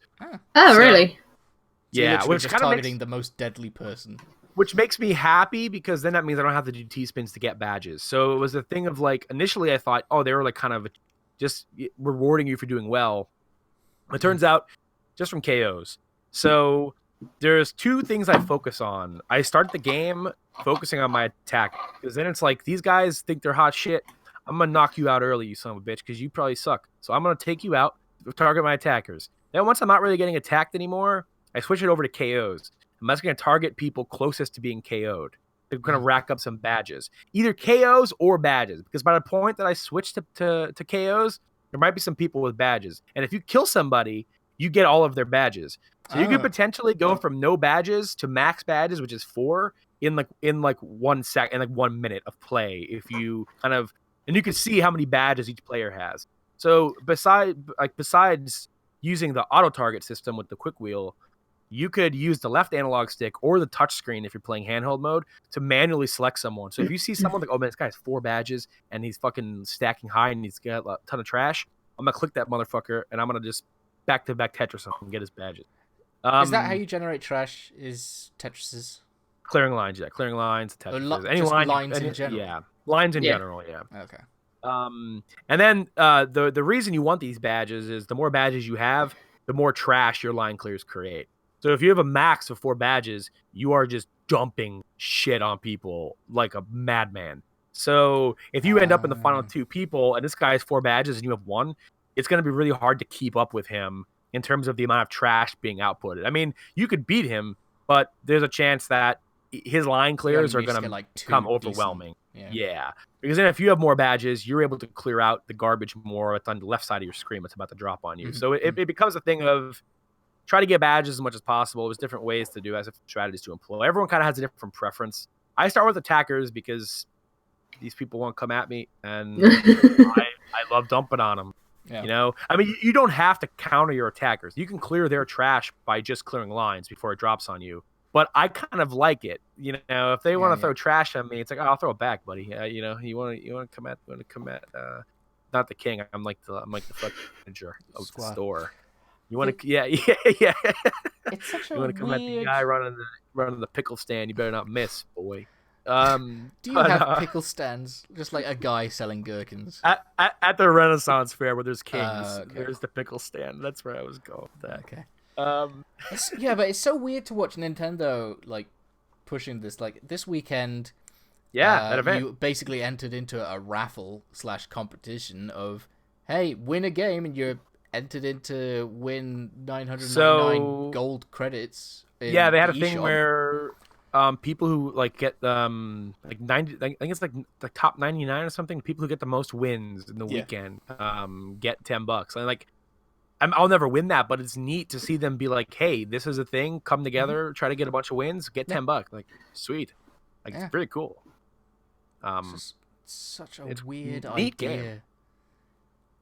And they have data mined other modes. People have data mined a marathon mode, which is just regular Tetris. So that will presumably be coming. So, and that's great because it's a really good feeling Tetris game. So it's exciting. It made me buy Puyo Puyo Tetris. I need to play Puyo Puyo Tetris is good though. To just play Tetris, and it's a great fucking Tetris game. So like, I'm happy with that. Maybe that's my resolution. Beat the story mode for Puyo Puyo Tetris. I started. I think that's doable. I suck at Puyo Puyo, so it's gonna be. I got good at Tetris last year. This year, it's good at Puyo Puyo. It's time to. And then by the end of the year, you'll be a master at Puyo Puyo Tetris. Yeah. There we go. And also the Dr. Mario mobile game. Dr. Mario. Oh World. Yeah. I hope it's good. Dr. Mario, which is sort of like a cross between the two. So, is there anything else? Well.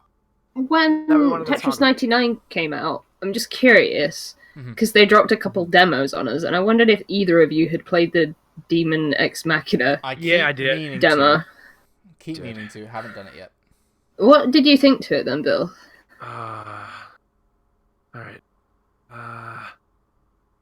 I think it's cool. I only played it in handheld mode. I think it performs very bad. Oh. But it's alright on docked mode. Performance-wise. Well, what's up? Be like optimization. Performance-wise, on docked mode, it's fine. So. Yeah, that's what I probably figured. I should have played it on my television, because like a few more days to be able to play that, isn't there? I think it's like a limited run demo. Ending access. Yeah, which is interesting. I love mechs. I think it looks cool. I think the ideas are cool. I feel like there's a big, It's. I'm curious to see how it fares. How it gets received and stuff. See, I don't want to pay. Interested in it. I don't want to pay full price for that game. Yeah. Like I would pay 30 for it quite happily, but since I'm already trying to spend smarter, I don't know that Demon X Machina is going to be on the list of things that I definitely need to pick up when it comes out. I was just curious if either of you had played it and enjoyed it. Yeah, I definitely, because I was interested in it when they announced it. I'm like, oh man, it's sick. Like, really cool staff on that game and mech game. I love mechs, and let's go. And I'm still interested, but I'm not as interested as I was. I feel like it's definitely got potential. Yeah. But for some reason, it felt like, I don't know if you experienced this as well, that anything I was doing didn't really feel like it had a lot of impact. Like, it didn't feel... Yeah, I agree with that. For sure. It's a weird criticism to give, because, it's pushing a button, but it just didn't... Yeah, but it's like, it like, this is when, what Bill and I talk about, like, in certain shooting games, like Destiny, the weapon, Destiny, even or Anthem. Halo, or Anthem, like, the weapons feel effective. When you pop ahead in Overwatch, there are some guns that literally just feel like you're throwing bubbles at people. Yeah, I guess that's kind of what it felt like, but the sliding around and, like, doing the stuff with the mech was super neat. I just... I'm a lot less interested in that game after that demo. Yeah, I'm glad they put a demo out. Well, yeah, so am I. Because I probably wouldn't have bought it first day anyway, just on the off chance, but... they also released a Yoshi demo. Yeah. That comes out at the end of the month. I still can't find those cows. I played that demo like 5 times. See, this is an opposite thing, because I wasn't going to pick up Crafted World originally. I was going to wait for it to go on sale, because I played a bit of Woolly World and was like... I'm glad. I was thinking it was probably going to end up like Woolly World. I am glad that it is not. It doesn't. It's more like Yoshi's Story than Woolly World was, and I have only very recently heard about other people who actually like Yoshi's Story, so... I love it! You never played it? You go around and you eat 30 fruits, and then you beat the level. I love you. Fair enough. It was a really weird way of doing it, but if you ate all melons, you'd get like a special thing. I don't remember what it was, but it was a big deal. Fair enough. I don't think I ever beat that game, though, because when your Yoshis died, it was a bit traumatizing. There's a little Yoshi.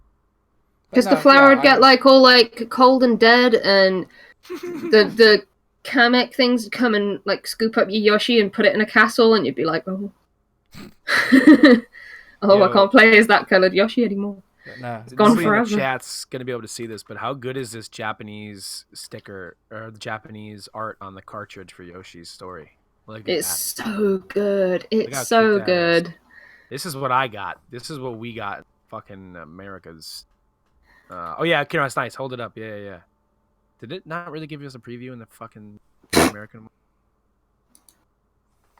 Access denied. You don't have permission to look at GameStop. Try that one. Look at that ugly shit. Yeah, we got that one in the UK as well. Ugly as sin. Him licking the cartridge. Gross. Can't do that on Switch.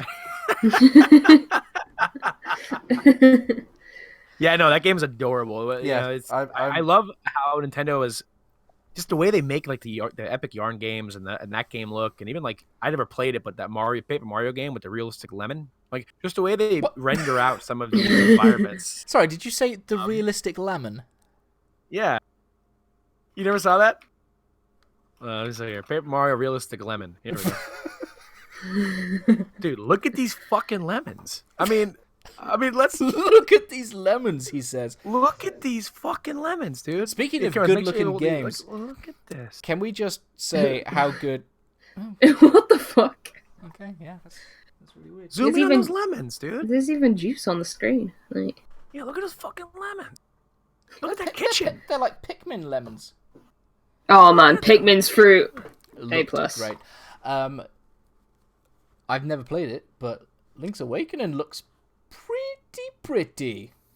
Yeah. There's so much controversy around how that game looks, and I'm like, but if there's one game that can get away with like a dorky toy style art, it's giving me Wind Waker vibes in terms of the controversy around it. A lot of people fucking hated Wind Waker when it came out, and then like fast forward now, and it's like that game is beautiful. I really want them to do like a limited edition, even though I'm trying to spend smarter. I want them to do like a limited edition that comes with an amiibo of that Link. Because he just like his design just lends to being a toy quite well. Yeah. So that's what I want. Because I mean, it's obviously going to do well, but I hope it does well so that I can finally play 1, Link's Awakening, and 2, the Oracle games. I didn't like the Oracle games. I've never played them. I want them to remake them so that I play them because I'm not finding the Game Boy. Weren't they on the Wii U eShop? Don't know. Not that I can. Yeah, Bill, you could probably have posted it in the actual Permadeath Discord. The realistic lemons? Any of it. Alright. So anybody listening to this, go to our Discord, links in the description. You'll be able to see these messages. Oh wait, you won't be able to see these retroactively, I don't think. But I'll post it again if you request it. Good lemons. There's some good lemon action. Man, it's like a proper party in here. Look at those lemons. Anybody look at those things. I mean, look at the cutting board. I mean, come on. Nintendo's good at that stuff. Anyway, yeah. There was a lot from that Nintendo Direct, actually. Yeah. Very good Direct, yeah. Lots of Fire Emblem. Mm-hmm. I think the game looks cool. If that game turns out to be bad, biggest disappointment of the year. Well, we'll see about that. We'll figure something else out to negate that, I guess. If it ends up bad, they just need to release a DLC with these fucking lemons. That's more lemons in Nintendo games. Look at them. I mean, come on. I want to eat them. You know, like I don't even like lemons. That's just good. Look at the enemies looking at it. I'm like, holy shit, the lemons, Mario. It's Mario Day. It's very appropriate about these. I'm talking about these lemons. Yeah, sure. Oh dear. Anything else? I just want to say, Resident Evil 2 Remake is 10 out of 10 video game that if you're interested in survival horror, even if you don't like Resident Evil, I think you should give it a look because it does some things that I think survival horror games are missing. Nowadays, it brings back a style that from a bygone era of survival horror but modernizes them in a way that still stubbornly sticks in their past. And if that doesn't make sense, play it and you'll get what I mean. Nah. It is a wonderful game. That game is GOTY material for me. But in a year with Sekiro, I don't think it's gonna dent that number one position. It's funny, 3 years now, this inherent bias of my game of the year, a month or two in. Very predictable. I'm a very predictable man. But what was your game of the year? It was Red Dead Redemption was your game of the year, right? Yeah. But he knew a couple of months in. God of War. I knew in January-ish it was going to be my game of the year. What about God of War? You loved that game. Oh, I loved it. Yeah. If Red Dead didn't exist, that game would be my GOTY for sure. The only other thing I played is Slime Rancher, which at this point, I think I'm done with it. I've enjoyed. I feel the same way. I've enjoyed all of my time with it, but I'm really struggling to find new dudes to blow up to get keys. I'm struggling to I played it for 20 minutes and I kind of saw everything. I like it though. Yeah, it's chill. I'm making enough money that I don't really need to worry about anything. All of my slimes are perpetually filled. We don't know if you can romance people in Fire Emblem yet. Oh yeah, that one game that looked like Xenoblade X2, which was literally Astral Chain. Yeah, the Platinum game. Me and Kinross watched that direct together, and I was like, "This has got to be Xenoblade Chronicles 2. Surely it's Xenoblade Chronicles. Xenoblade X2." No, it was just Astral Chain, just some Platinum game that came out of nowhere, super rad. Kind of want to get 3. it. But they're working hard on Bayonetta 3. Yeah. And I played a bit of 20-minute Metropolis. I'm not very good at it. Interesting game. Hard game, interesting. Don't think that, unless I'm completely missing something, it's not a particularly deep game. No, not at all. So I think that would kind of go against the philosophy of the game. Yeah. But I think I know what you mean though, in that beyond learning those initial systems and oh man, this is a cool little bite-sized city builder, but it's once you kind of figure it out, you're not going to really be playing it, for longer than a few sittings. No. It wears off. Neat idea though, for sure. But if they made a fully fledged thing out of it, maybe I would. It's a game dev type or game jam type. For sure. Thing. Oh, yeah. Cool. Wow. We talked for a while. We did. Well, Permadeath tradition. I think that does it for this episode of the Permadeath podcast. I'm back in terms of doing episodes. I did that little few months of I cool my head off, but a lot of games this year I want to talk about. I'd like to point out that Bill did not tell us that this was. What, that I was back?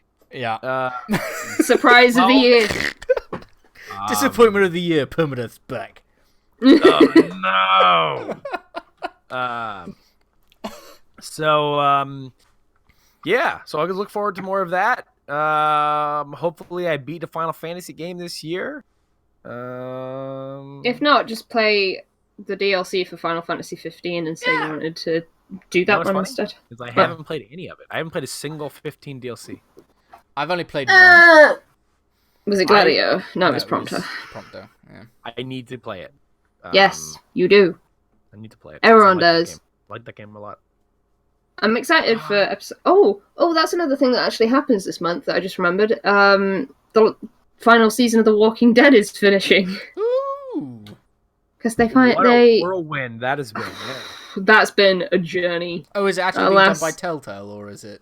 No, it's being done by Skybound Games, who are the company that own The Walking Dead, as far as I'm aware. Yeah. And they were like, "Yeah, we'll take that on." So it's the same team, the same engine. So it's basically a Telltale game, but it's been cut short. No, it's. Oh, is it doing the full length? I thought the full 4 episodes. Okay. That's awesome. Did they do that Walking Dead survival game? I hope not. It pretty much canceled. It was from the Payday guys. It's out. Walking Dead Overkill or whatever the fuck it is. Or it's It's out, isn't it? Yeah, it came out on PC and like was kind of trashed. Yeah. And then there were supposed to be console versions, and those got canceled completely, due to just the game being poopy doopy. Remember when we were like, "Yeah, we're gonna play that game. We'll figure it out. We're gonna play that game." Left 4 Dead, Walking Dead. Like, how could you fuck that up? Like, it just sort of like came out, and I didn't hear about it until people were like, "Wow, that game was bad." Yeah. How could you fuck that up? Especially when you're the Payday guys. Like, you're not I don't bad understand at making co-op shooters. I don't understand how there's not been a good survival The Walking Dead game out yet, because they had Survival Instinct, where you played as Daryl, and that was, if you've ever seen gameplay of it, real bad. And then there was the Overkill game. Yeah. Just make Left 4 Dead, but say it's The Walking Dead. Yep. That's all you gotta do. I've just realised something. Guys, do you know what my greatest satisfaction of 2019 is going to be? Because there's no Sony conference, we don't have to see Death Stranding at E3 this year. Did you also hear that EA aren't going to be having a press conference? They're just doing like streams, so I don't have to watch anything that EA does, and I'm super excited about it. This E3 is going to be a breeze compared to Nintendo Direct and Microsoft and Xbox, Bethesda, Ubisoft, and then the PC gaming show. Oh, it was so close to being good. Baby. Konami are going to have another one. Oh, yeah. I'm retiring. Preemptively retiring from gaming. Everything. Yeah. See you later. Well, everybody, thank you for tuning in live. If you tuned in live, if you're listening after the fact, thank you for listening to the Permadeath podcast. We hope you enjoyed the episode. Ebbie, I really appreciate all those notes for the beginning of the show. I totally slipped my mind. I thought it would be fun. Mm-hmm. And I think it was. It was a great time. Perhaps better than the dog breeding one. Better than the Westminster Dog Show. So yeah, if you want to listen to more of the show, go through our back catalog. You can do that. We're on stuff. Episode 13. Where you look really. Yeah, we cross-referenced an episode where I asked my friends here if there are birds in the UK. I want to know. I want to know what you're thinking at the time. Like, was it a serious question? I don't think it was. Probably not. Yeah. Or it was definitely, we were in the middle of a conversation and Bill was like, I'm going to ask the most ridiculous question, and then that's going to be the beginning of the episode. Yeah. There was just like a moment where I was like thinking, do they teach anything about the UK in America? You know, to know that there are birds all over the globe, you wouldn't even have to teach anybody that. It's just like, anybody should just know there's fucking birds. I don't know, we might have like a proper no-fly zone over the UK that you didn't know about. But yeah, everybody, you can find us on Twitter at PermaPodcast. If you're listening somewhere and you didn't realize we had a Twitter, you can find us there. If you're listening on YouTube, links to all of that stuff are in the description, including a link to our Discord, which we are in, which we talk to you, which I linked a picture of lemons. If you need pictures of more lemons, always request it. I mean, I'll make a channel all about these lemons. Man, do you remember when we had all the sauce condiment, all the food? Oh yeah, we had a ketchup channel, a mayo channel. Can I talk about ketchup for a second? Sure, yeah. Yeah. I know we enjoy talking about food. I tried a new type of tomato sauce, and it was ketchup made with red and green tomatoes. It's disgusting. It's horrible. I don't know how you make ketchup wrong, but they did it. So thanks, Hellman's. No, it's red. Why did they put the green ones in? Why did they put unripe tomatoes in? I don't know, but why? Why is the question. Anyway, look it up. It's real. For a while in the States with food coloring. They're like, hey, you're slime, bro. How do you make something red green with food coloring? Yeah, we had Heinz put out green ketchup, purple ketchup, and like blue ketchup, and it was like zany ketchup for the kids. Yeah. Yeah. No. I mean, it's like, well, St. Patrick's Day is like next week. That's true. Everything's green. I gotta get myself a Shamrock Shake. I love those things. Burger King every now and again will do like the black burger. Oh yeah, with the bun. Yeah. Yeah. Makes your poop green. Yep. So Anyway. this is grape Kool-Aid. We've had the food chat. It's officially an episode. On that note, like I said, all the links are in the description. Join our Discord. We're hanging out in there all the time. We're pretty much always on Discord if you want to talk to us, chat with us about games you've been playing. Look forward to stuff coming up. We have more episodes of the show this year. I look forward to fulfilling our resolutions next year. If you only tune in once a year, that's cool, man. Make it a yearly tradition. That's great. Convene with the friends. All of that, good to know. Anybody else? Anything you want to say, guys, before we bounce out this joint? Anything? Any parting words? Only to see you in the history. See you in the history. See you in motherfucking 3. All right, now this is a weird part of the stream where I've got to work out how to actually, Is it still broadcasting live? Yeah, it's still broadcasting. Poop, poop, poop, poop, poop, poop, poop, poop, poop, poop, poop, poop. Is it still on? Corn, poop, poop.